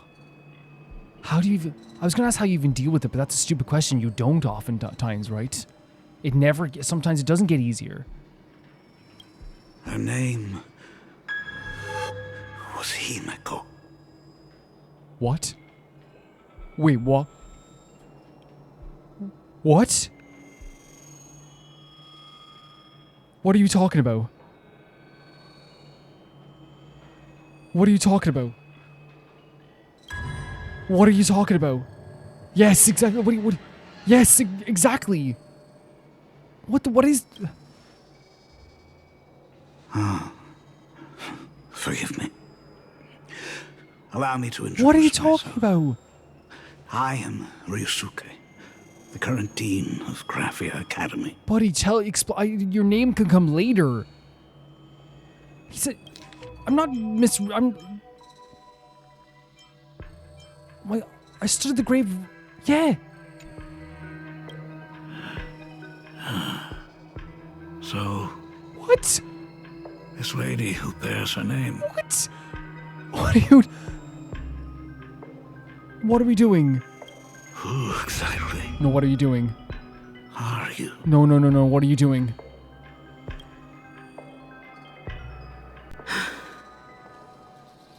15 years ago, when I made up my mind to join this Phantom Moon Games. Guys, I'm so scared. My father wasn't with me. I'm so freaking scared. I'm like afraid to... We have to, but I'm afraid to press the button. Even as I fought for my life against the Herald of Death, my father was still off somewhere, wandering the cosmos. When she fought for her life, so she was fighting against him too? Well, she was a supplicant, but... Strictly speaking, ever since I can remember, his presence in my life has been as thin as the air in space. So he was never part of her life then, or even though he was like alive, but he was never there. What in the world is happening?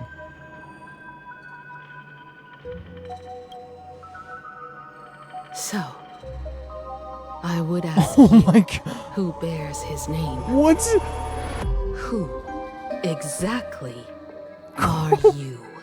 What the hell just happened? What the hell just happened? No. No.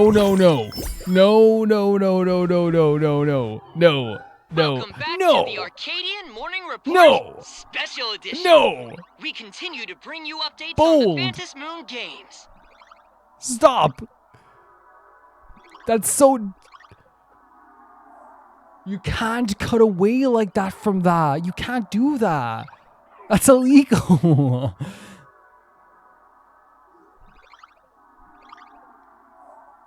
What?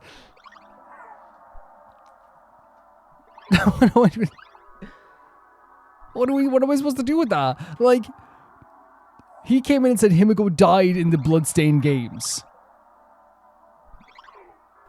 And then on the opposite side of it, she said, no, my dad was never part of my life. Who are you?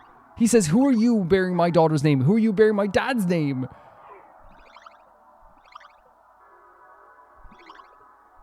Is this going to become a common thing with Planet Arcadia where, like, I feel dizzy after every single cutscene?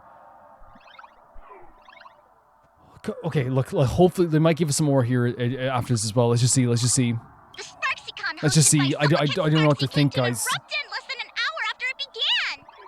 What a horrible thing as well, like the massacre that happened there as well. Like, that's so brutal, that's disgusting. It's abhorrent, it's crazy. Jeez, dude, what are we dealing with? Under the watchful eyes of the entire network, the Nameless from the Astral Express went head-to-head with streamer Sparxie in a spectacular showdown.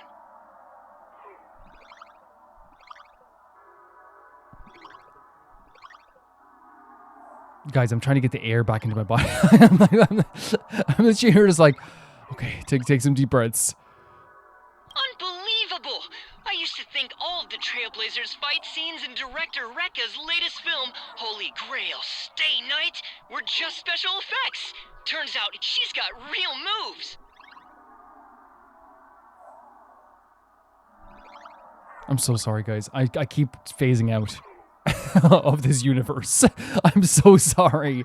I keep like I'm like every time they say something, I'm just like I go off thinking about what just happened with Himeko. I need to get back into this world. You know what I mean? I need to get back into here. You know, my mind is just thinking about Himeko right now. We'll continue following the Astro Express's activities and bring you breaking news. Around 4 p.m. today, the Security Bureau uncovered multiple corpses at the Sinwish Syndicate's headquarters in Dovebrook District. Initial reports suggest violent infighting among gang members as the cause. Wait, wasn't he trying to turn over a new leaf? Even more shocking, an IPC employee was found dead at the scene. According to the investigation, the victim was identified as... What do you... Lyndon Scott. What?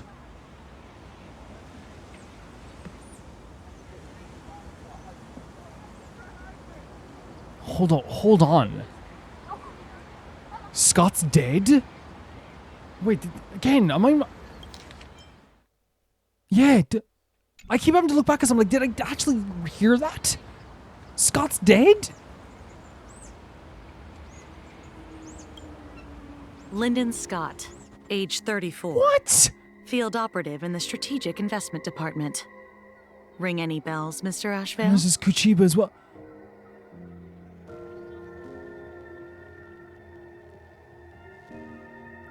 What are we...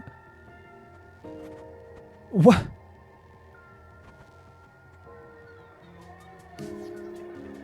This isn't even a roller coaster, it's a nosedive. Like, what, like...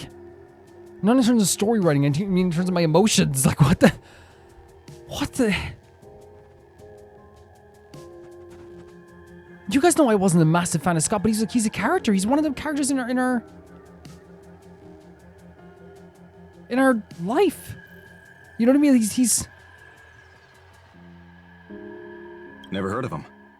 What was someone from the IPC doing here? Is that him there? And there's like the other guy there as well.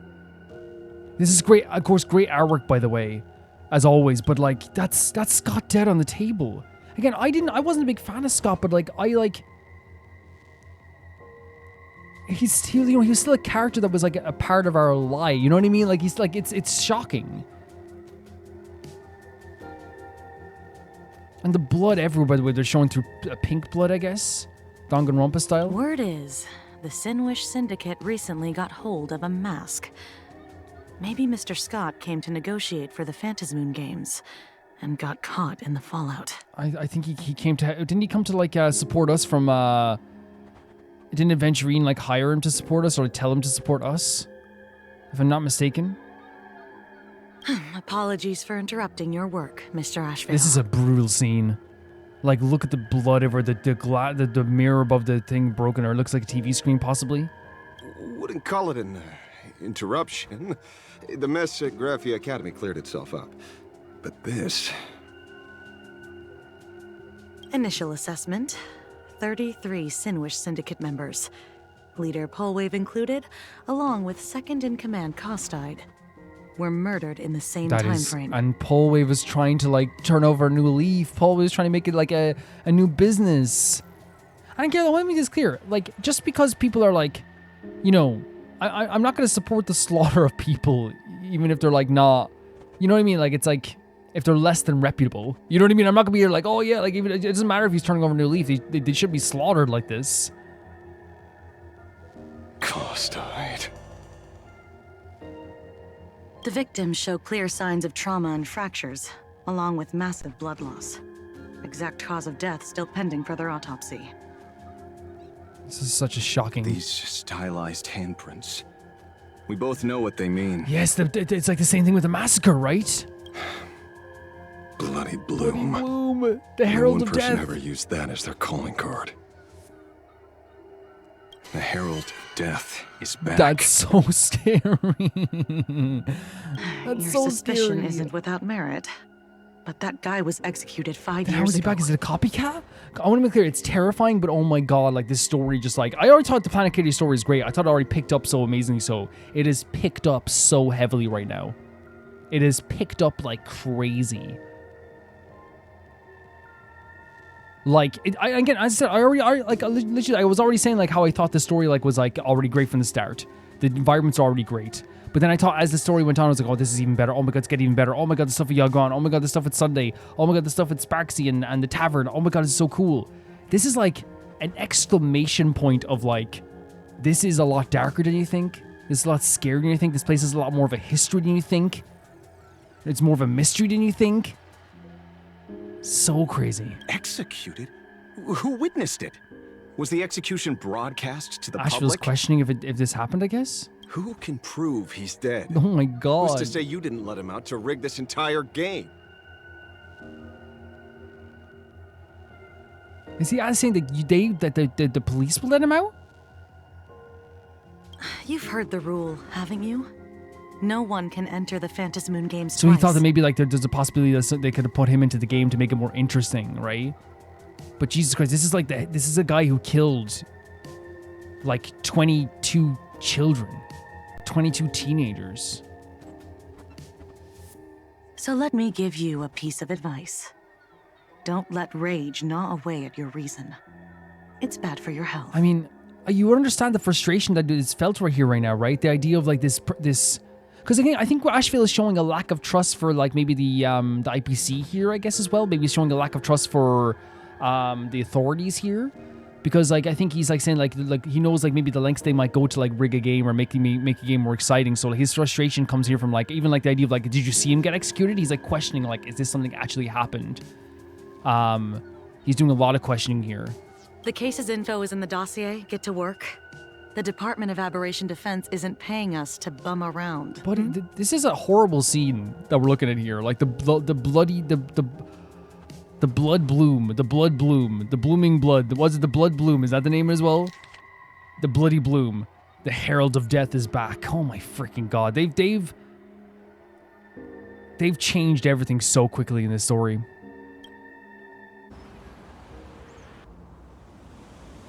Everything has changed so quickly. Rage sparked quietly in the detective's Great chest. scene. Look at the scene as well. Not even the wind from Dove Brook could dispel the metallic tang of blood clinging to his nose. When he first heard the Sinwish Syndicate had obtained the mask, a grim premonition stirred within him, but he never expected it to be the omen of a friend's death. Friend's death. Costide. Mr. N, he's no longer with us. Now he's just a body. Another nameless casualty buried beneath a headline. People only care about the stars twinkling above. About the epic tales of the eternal conflicts among the cosmos' great figures. So it's like saying that like the people who are like the more common people, and again, I mean, that's usually true, right? It is true, like especially like with these mass deaths, a lot of people don't remember all the people's names. Compared to all that, who would mourn a small-time thug from a petty gang? That's so sad. That's so sad to even think about. What should we do next? I've been slacking off for far too long. Wow. It's time to make a choice. And this is like kicking his butt into gear in a lot of ways, right? Because again, we saw his character is like, he's a bit casual. He's kind of like that, the bumbling kind of detective that gets stuff done. Like even though he's like kind of a little bit lazy. You know, him sleeping in the freezer and stuff like that too. This death here, this moment here, is what's kicking him into high gear. He's probably gonna like make an effort here. Pearl. If you're calling now, may I assume you've accepted my offer? And it makes sense that he's serious now because this is a serious thing, but also like, you know, seeing his character be more serious makes sense because again, it is a serious thing, right? And it's affected him personally. And you saw his frustration, you saw his anger. It's such an interesting way to showcase his character. Already we've seen him as like in more a comedic sense. Seeing him be more serious is also important too. You are right. Because it sets the tone for this being it's already serious, but like if the bumbling, hilarious detective is taking this like so seriously, it makes it even more serious than it already was. You know? I'll join the games. Assuming you still need me, of course. What? He's gonna become a supplicant? My offer still stands. Just like 15 years ago, the same omen returns. There are signs that is so incredibly are spiraling terrifying. Out of control again. Mr. Ashvale, I ask for your strength to steer the Zeonic Games back on course. This is so, again, well, the writing in it, the story has made me like it's just one of those reasons. As always, there's always that like time, like, and again, I would never stop playing Honkai Star Rail. I want to make that clear. But I feel like there's always those moments in like every single region where like you have like the amazing visuals, you have these amazing boss battles, you have these new amazing characters, and they draw you into the story. But then there's always, I feel like, that moment every single region where it's like, oh god, like things are like getting super serious, right? Every planet, I should say. And this is definitely one of those moments. This is a murder mystery. This is the return of an omen from years ago of someone who like murdered so many people. This is a mystery surrounding the idea of someone who should be executed has returned after all this time. It is heart-wrenching. It's stomach churning. It's terrifying. But again, it's in terms of writing, it's like it draws you in, it intrigues you, it makes you want to see what's happening here. You watch it through like one hand covering your face with the eye like peeking out, right? You watch it under the like with the little bit of the covers like poking out because it's still terrifying, but you want to see what's happening next. All I have to offer is a heart set on revenge. Set on revenge. Today, 33 citizens of Plain Arcadia and one IPC colleague perished under mysterious circumstances. Someone is imitating the Herald of Death's methods. And that's the way they look. It's like a copycat killer. To interfere with the games. Only victory can bring solace to the fallen. So he has to win.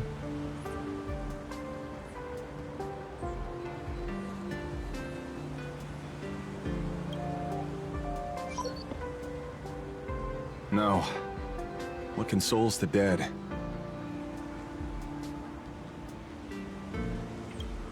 is only justice. So he's he's entering the games, but it's not for the same exact mindset as Pearl here as well. Great new look at his character, by the way. A much more serious tone, which again is not like it was totally like necessary. Oh, we're going back to Pearl. What's the matter? Found a better candidate? Oh. Don't I even make the short Sybil's list? right here, right in front of her. Okay, I mean, okay, let's go. Okay, this is crazy. Scene after scene of just craziness. But like, I was thinking there, like with Ashville, like it's really great to see him, like, you know, have more of a serious tone. It really is. It sets like a new feeling for his character. We can still probably have fun with this character, but we know that when time comes to get serious, this is the reason why, like, obviously he's respected as a detective in terms of like the jobs he can get done as well. But here it's very more personal for him as well. But now Silverwolf's right in front of Pearl for some reason. This is a game shaped by the most capricious Eon. Surprises and twists are its very nature. It's only right I choose the strongest players. Even so, I have to ask, what makes you so sure that I'd hire a wanted criminal to fight in the Phantasm Moon games, instead of tossing you into an IPC cell? Well, Silverwolf clearly has a plan, so I'm gonna trust that Silverwolf like has an idea here, right? Throw me in prison?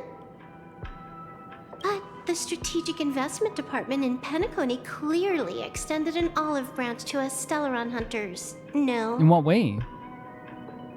Changed your minds already? You suits sure turn faster than a page in a paperback. So, what does she mean by that? So let's cut the fluff. Give me a mask. Call it your first strategic investment in us. What do you say? Am I forgetting something of how, like, because she's saying they wanted her to extend an olive branch to Center Hunters. What, like, did they invite them too? Did they ask them to come too? Because it was Yao Guan who was looking for the Stellar Hunters in the first place, right? Understanding comes first, then the investment. Tell me, how do you plan to earn my trust? Oliver is earning trust too as well. Yeah, like maybe I forgot. I probably did forget like maybe the exact time when they maybe like there was something invited. But I'm thinking that the implication is that they were invited here, right? That's the implication.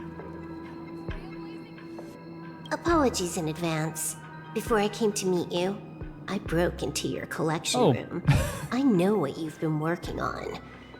Oh, imaginate. Tell me, have you heard of Zero? Greatest hacker and most feared player in all of Punk Lord? Zero. Some say she's an emanator of elation, while others say she enters the dark zone created by Mythos, as if it were her own backyard. So this is another hacker that I guess Silverwolf knows? She caused Punk Lord's data meltdown and infected IPC branches in 28 segmenta. Wow. Isolating them. I mean, from to be able to hack into the IPC's branches in that way, it obviously means you're very impressive. Most information about Zero is half true, half false, much like the rumors surrounding you Stellaron hunters. But one thing is certain. Zero suffered a major downfall, and is now a prisoner she was caught? of the IPC. So Zero's... Okay. It's obvious she left a deep impression on you. Traumatic, even. In that case, you should also know that ether editing and imagenesis stem from the same technological source. Or art. So... Ether editing and imagenesis stem from this... Okay. I know. I've studied it. This is such an interesting scene because I'm just like... I feel like I'm like... Like, if I was sitting here in the middle, I'd be like, hey guys, what are we talking about? You know? What's going on? How could I forget? You stole Zero's tech to make that lousy cash grab game Ethereum Wars. Of course, you know all this. So they're using Zero's technology. But you corporate moneybags will never comprehend it. The fleeting, ever-changing power of the elation. Zero once tampered with a parameter of reality, creating an independent realm that belonged solely to her, just like that other one. An independent realm that solely belonged to her. Is that like the Dark Zone as well, I guess? Just like Graphia. Oh, just like Graphia. So like the same way Graphia can create like different worlds and different spaces as well with her paintings, right? Are you willing to trade the secrets of imagenesis? I can think about it. There's a garbage truck. I'm going to pause for a second, guys. Yeah, they're just doing the job. So, now that the garbage truck is gone, So I think they're talking about like so the if I can just so I can make sure I'm understanding this as well. She wants the mask off Pearl. She says you have to give me some understanding first. Silverwolf is saying that like have you ever heard of Zero, the greatest hacker? Some say she's an emanator of elation, while others say she's entered the dark zone and infected IPC's branches. And Silverwolf is saying that she left a deep impression on you, traumatic even. Would you also know the Aether editing and images are stem from the same technological source? And then I think Pearl is saying that like, will you trade the secrets of these imaginaces? And the same thing I guess that they were able to do that like Zero was able to do in terms of like creating tamper with a parameter of reality, I guess. Deduction. You may be lying. I've heard that those who join the Stellaron Hunters have long since abandoned the path they once walked. You don't talk bad about the Stellar Hunters. They're all good people. Who knows? I'm in the Arcadia of Elation. Wouldn't it be a waste not to test my luck? She's having fun with this.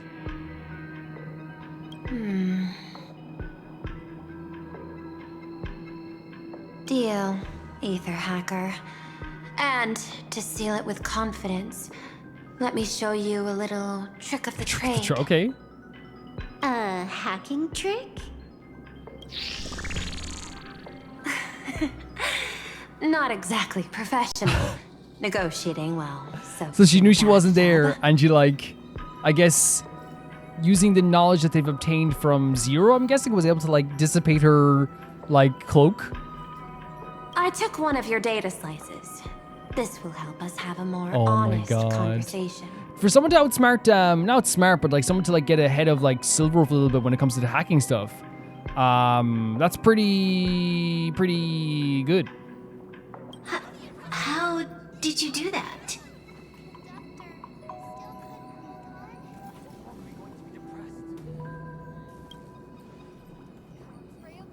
Because I've studied you, including that cyber battle between you and that genius Schoolum. I even logged into all 76 of those banned accounts. So she's done some heavy research on Sparkle here. I scattered just enough data breadcrumbs online for you to sniff out, leading you to the Ashen Detective. I even let you stroll through my collection room. So that's what she's meant. That's what she meant about. She drew her here to Asheville. She wanted her to find Asheville. She wanted her to like stroll through here and get a look in here as well. That's what maybe Silverwolf meant, but like you drew me here. So I guess like Silverwolf kind of figured out that like, oh yeah, she definitely wanted us here in some ways. Miss Silverwolf, a word of advice. Don't treat that mask like some 10 Stoneheart's investment in a Stellaron Hunter.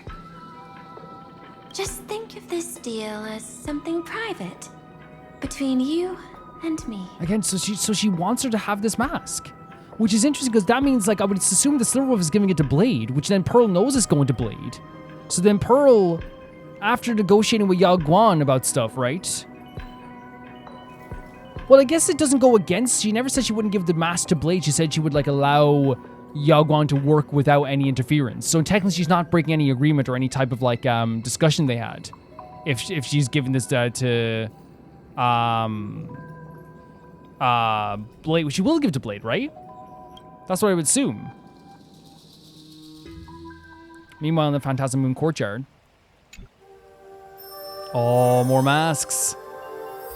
Raccoonius. Oh, what is this now?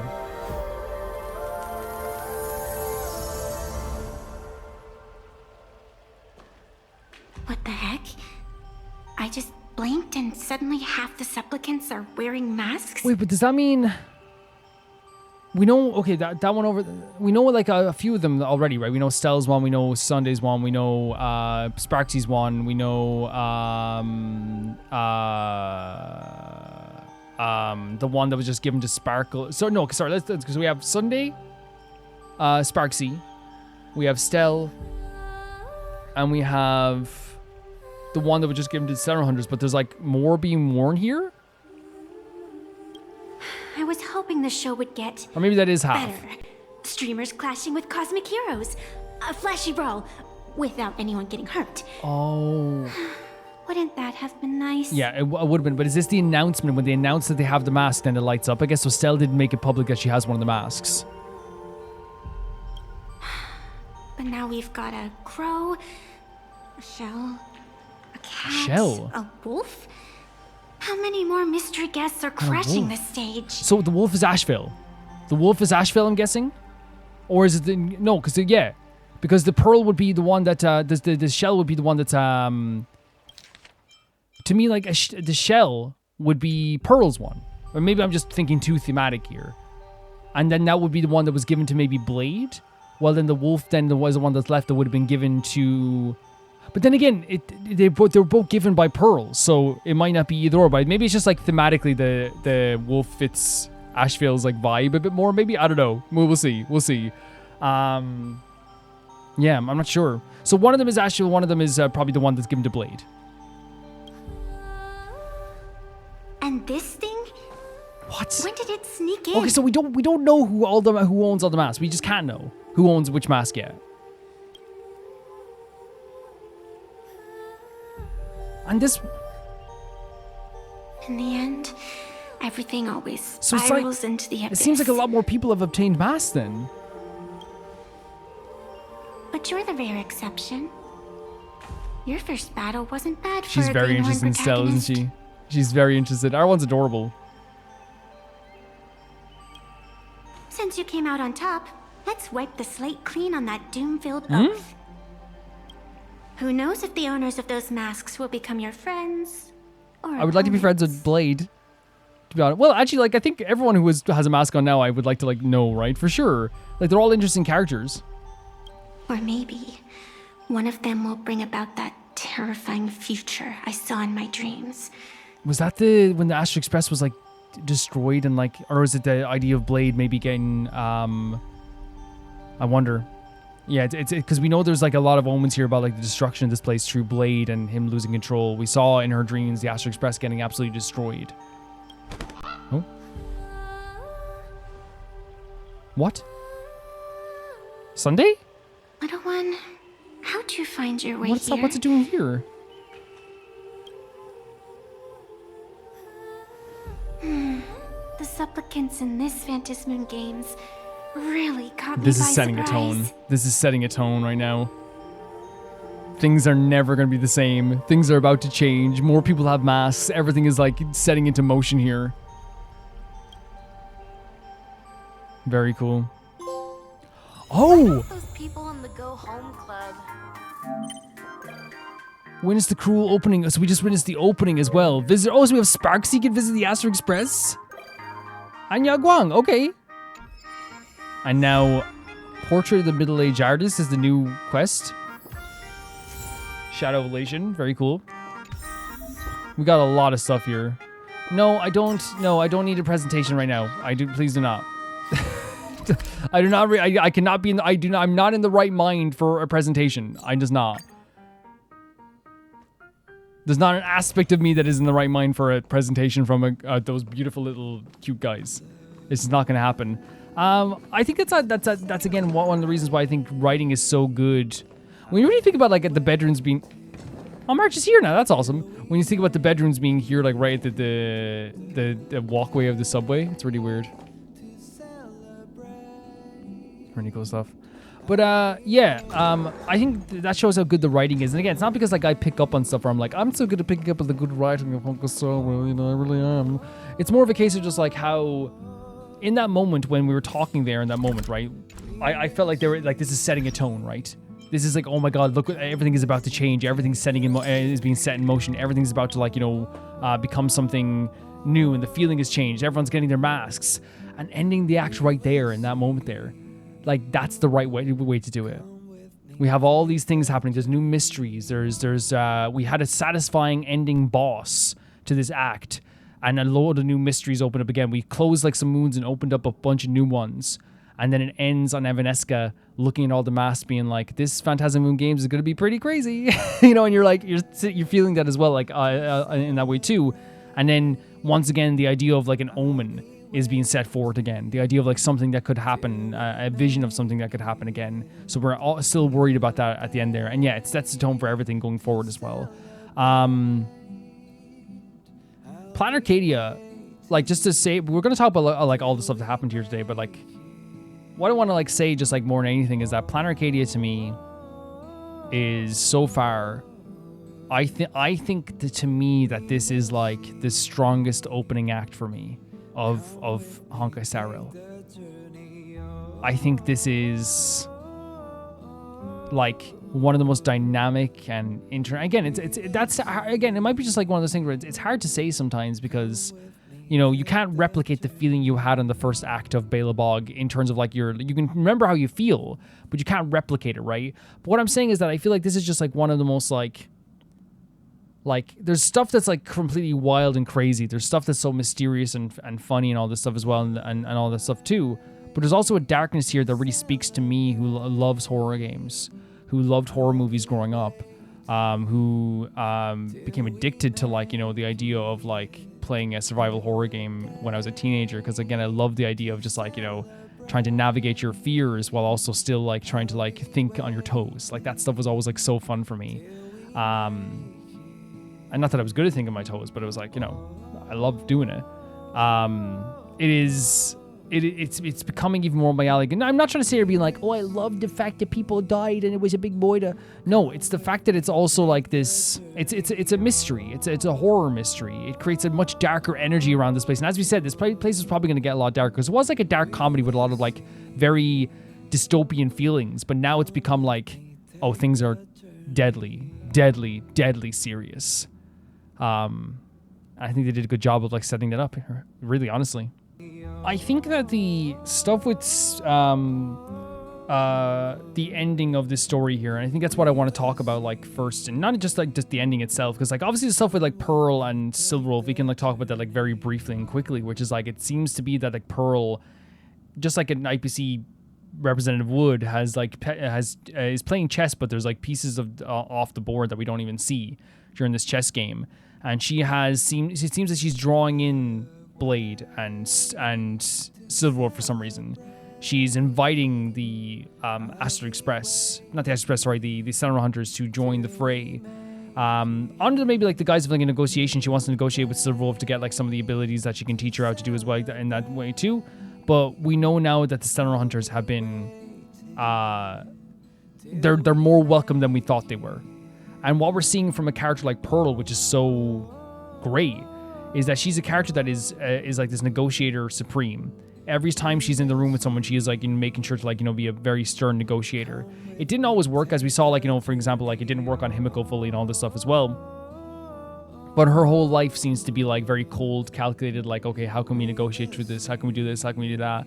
And through this, she is like simultaneously like seem to have drawn in the Sentinel Hunters and given the Sentinel Hunters the mask that they needed, while at the same time at the other side being like still talking to Yao Guan from the Xian Show, in a way that's like kind of like, hey, you can do whatever you want here, and it doesn't contradict either or. That's what's crazy. It's like.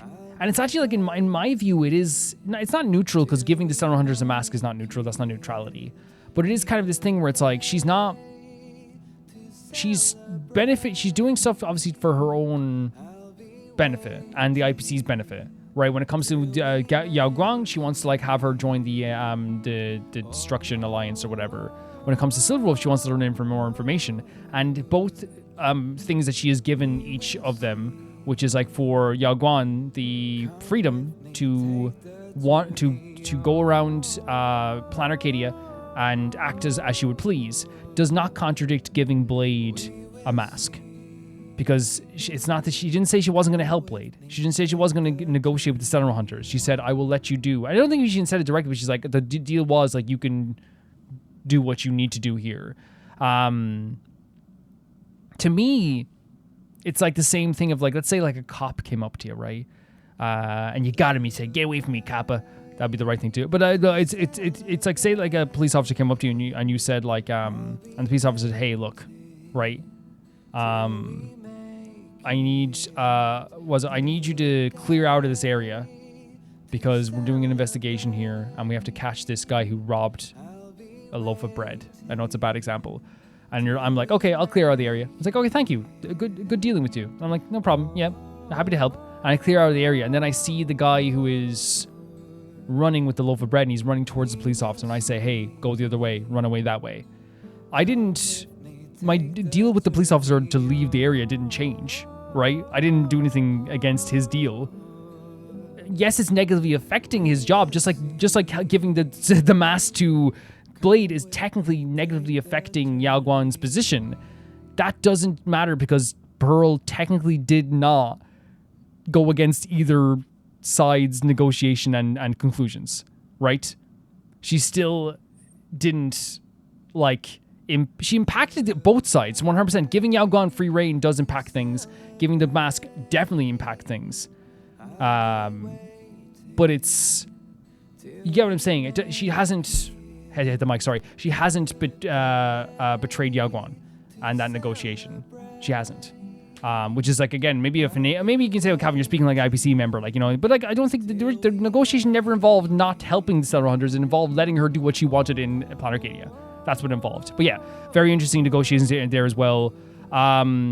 We had the moment at the end, as I said, with Evanesca, as we already talked about. I think it sets the tone for like what's happening here as well. Like the idea that like this is going to be such a different game. People are getting their masks at a rapid pace.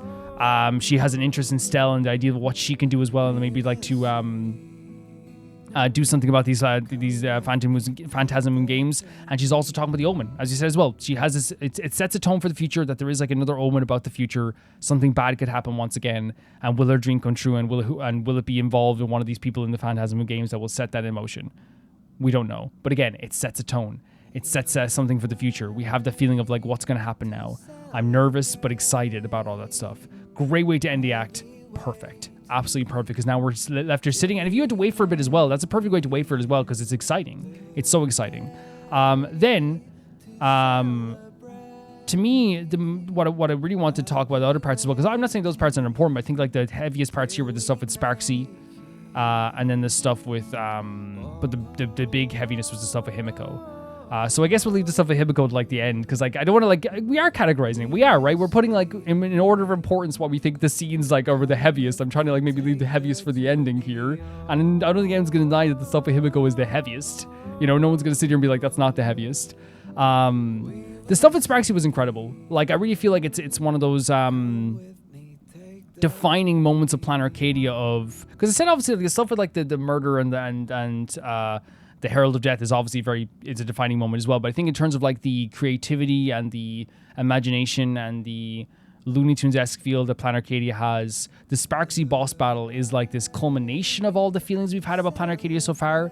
And it is really like a solidifying moment of like Planet Arcadia is wild, and this place can be crazy, and this world can be insane. It was such a, as you said, very Looney Tunes feel to this as we came here to this world here. Found out Welt was faking all along, and which is really a refreshing thing to hear as well.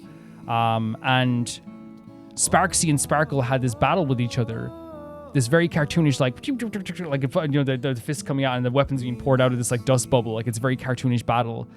She distracted them, and then to me, like, I know I kept harping on it, and people are gonna be like, it's not that big of a deal. But when she dragged Sparkle out of the building and like was live streaming it, that's like so just like, it's like so icky to me. You know what I mean? It's like she's like, after she's dragging this lifeless like body out. No, she's not dead, but you know what I mean. And with the whilst live streaming it, and then she swings her, and again, if I don't remember if they played a cartoonish sound or not, but like Sparkle's slapping her head off the ground made me wince so freaking badly. Because guys, if you ever hit your head off anything, it rocks you. Your head is not supposed to like be hit like that. So like I winced. I totally winced, even if it was done in a cartoonish fashion. But the battle was incredible. The way that they, as I said, they used the life bar as a way of like measuring popularity. The way that they had this like really cool design for Sparxie, but there was this perfect evolution of Sparxie's character. The colors, the very Alice in Wonderland feel, the almost like faceless vibe, but it was like one of those, like, I mean, I feel like it's almost like, you know, again, as the power socialism, which is like, it's not about like what, like who I am as a person. It's more about like the idea that like, you know, you put your image of yourself and what you believe me to be onto me. So it's like almost like this faceless canvas of allowing anyone to like, see how they see Sparxie. The great mechanics of the boss battle as well, allowing us to like have this kind of, different battlefields, bring everyone into like a separate live stream and having those like TikTok kind of battle live streams as well. Even before that as well, the visuals of like the waterfall pouring over Sparxie and like her face going like, like it's so cartoonish in such a perfect way. It was all done really magnificently. A fantastic boss battle. But I think the crux of all of this in this whole situation with Sparxie and Sparkle is that one phrase that like Sting said back in 1996 in WCW, my favorite wrestler of all time, where he said, the only thing that's for sure about Sting is nothing's for sure. He was about to be bought by the NWO and he said like, hey, the real Sting may or may not be in your price range. The only thing that's for sure about Sting, nothing's for sure. And then he left and he didn't speak for a year and a half. It's so sick. With Sparkle, I feel the same way, and with Sparxie, I feel the same way. And we talked about this last episode, we talked about this episode as well, how like we have to take everything with a grain of salt. And even though like I think we can definitely understand that there is like a lot more depth to Sparkle's character, there is an emotional weight to her character, but we also have to sit here and understand that like she is a masked fool. She is someone. It's the same thing with like, say we look at Sampo. It's like we can like say like, oh, I trust Sampo and Sampo will help us all this stuff too, and he will save our lives when needs be. But also we have to understand as well that like he will have masked fool traits, and you have to expect that. And in this moment with the battle between Sparkle and Sparxie, the way that they kind of expressed themselves before this was saying that like, wait, Sparkle's actually the mask, I'm not the mask. And it had us guessing there like, wait, that makes sense. Oh, but it's like, but wait, is that true? Could that actually be true? And Sparkle kind of liked it because she's like, oh, that'd be kind of cool. Because again, Sparkle taking on these identities is something that's very normal for her. So her to be like called a mask as well, she's like, okay, I guess I'm a mask. That makes sense why I couldn't do this and I couldn't do that, I couldn't do this.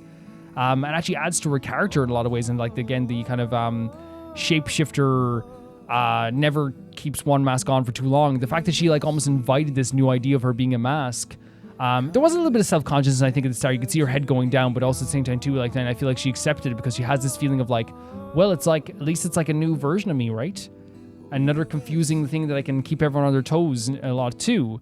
But the question came later on after we defeated Sparkle, which is, who is the mask and who isn't the mask, right? Who is the real person? And my viewpoint is, I still think that Sparkle's the real version and then Sparxie was the mask. That's my interpretation.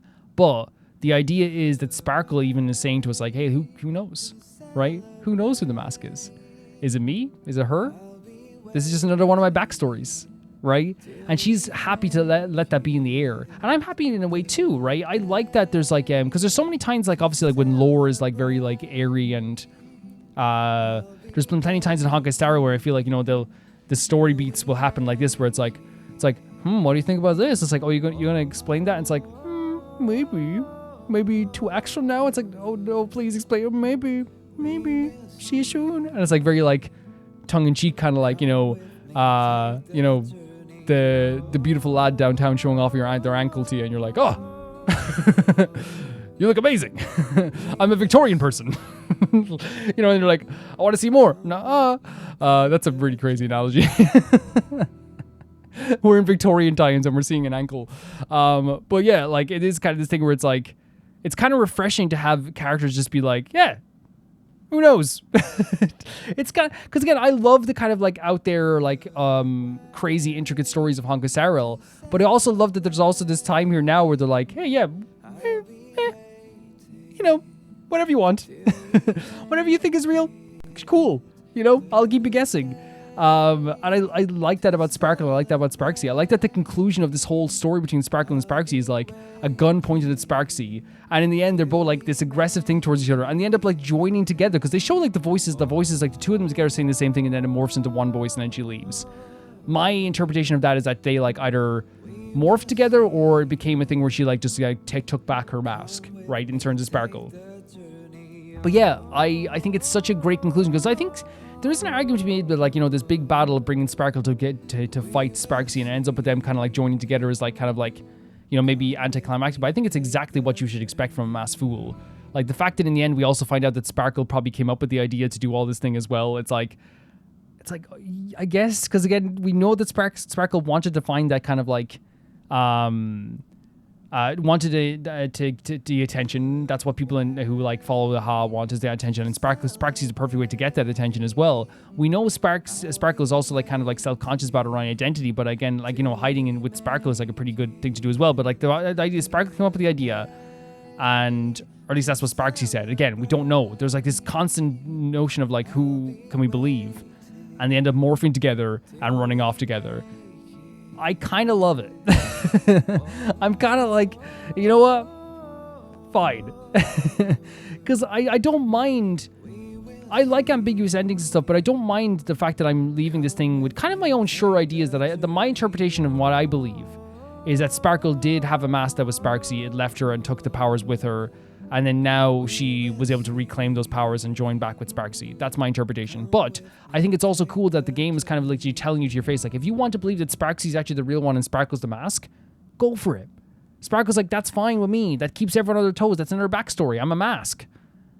She doesn't mind. That's Sparkle. That's who Sparkle is. But yeah, I've loved this exploration of Sparkle. I've loved that there's been like moments where you're like seeing a very in-depth part of her character, seeing the doubt she has herself, the fact that she doesn't know who she truly is at most times. She has to discard herself at times too.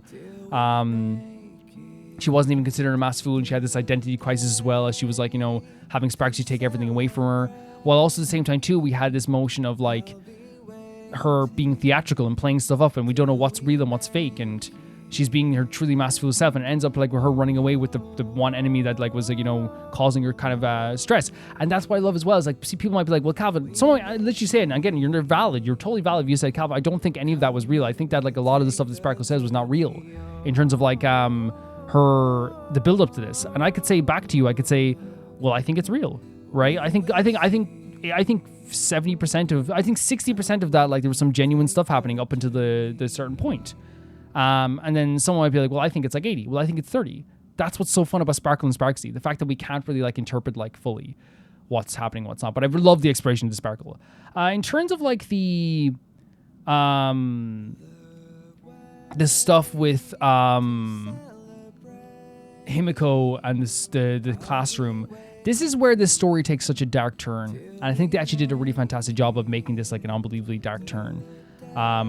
They used to their advantage, as I said, the idea that like this world is colorful and beautiful, and even the villains that we're fighting, even though they're very scary like Sparxie, are very Looney Tunes characters. They're very like off the wall and crazy. You know, they're kind of like really comedic. Even like, you know, the detective we meet, who's like is bumbling and funny.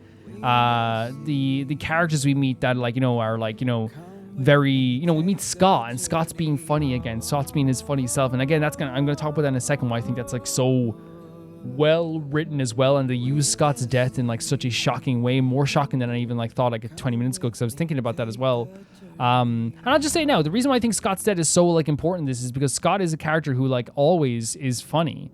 Yes, he's a bother. Yes, he can cause a lot of problems. Yes, he was an arsehole. But he's always like funny to pick on or to poke at, and it's always like this moment where it's like, oh, Scott's here, we're gonna have like a scene where we're like kind of make fun of him a bit, and like he's like stressed out. Killing Scott right now is like the end of a rainbow. It's like cutting a rainbow in half. Not because Scott's a rainbow, but because it's like, to the player, we know that when Scott's on the screen, there's gonna be something funny happening. Killing Scott is this game's way of saying Fairy Tail might be ending. They want to make sure they're serious about this. The one thing that's been like this comedic rock that has let us like, you know, laugh and have joy and all this stuff as well, is also this thing that like is now ultra terrifying. And I think it's like such an important way of doing and using Scott's death. But yeah, that's why I think it is. It's like he's also a symbol of like everything has changed. Like this character that's always comedic is dead now. But yeah, Himeko saw that there's this thing, and just to say exactly what it is, there's this vision she got where someone wanted her to see this vision of what happened 15 years ago, where there was a massacre from this killer called the Herald of Death, where he killed, I think it was 22 students, and 140 people were either injured or killed in the streets. It was a massacre that then changed the Phantasm Moon games to be called the Bloodstained games. Himeko was a witness to all of this that happened, which is why she was obviously like, I know she'd also already fight for the people in the games too, but why she was so feverishly fighting for the people in the games too.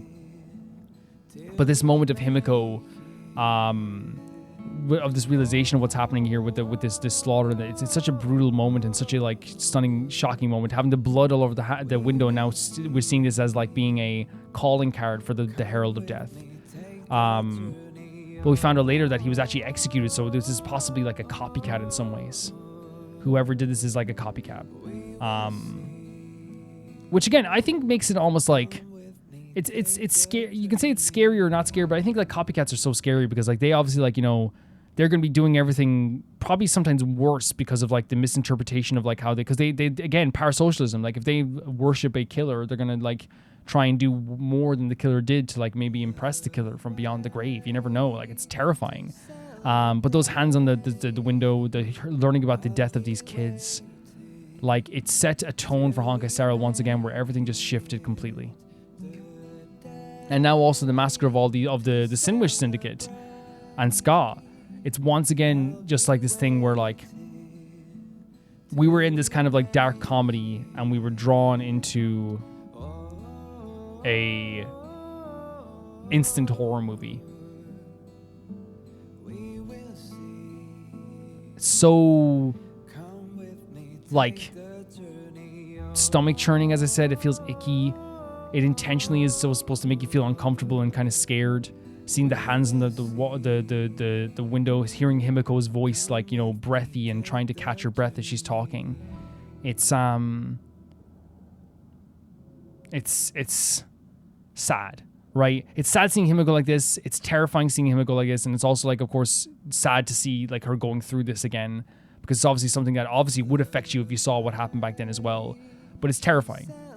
The mood has changed. Everything has changed. The darkness, the murders are happening. The idea of a copycat.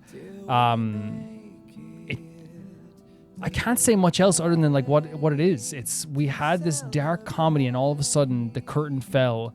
Darkness came into the room, and all of a sudden we're dealing with the mystery of a copycat murderer, executor, and let's just be honest, a mass murder on a scale that is gigantic, who leaves a calling card behind a blood. And now we have people that we were talking to before executed as well. It's such a dark sequence, but that's the intention. It's supposed to change everything right away. And the biggest thing as well from all of this is that with Himeko and this guy, I forget his name, I don't want to say his name because I forgot it already, but what appears to be her dad, or a vision of her dad, or using the name of her dad. I feel like it's so Plan Arcadia, but also it's one of the most like, what the hell is happening moments when Himeko says, when he comes in and says, someone's using the name of my daughter, and that's you. My daughter died in the Bloodstained Games 15 years ago. And then Himeko comes back and says, actually, I fought as a supplicant in these games, in the Bloodstained Games.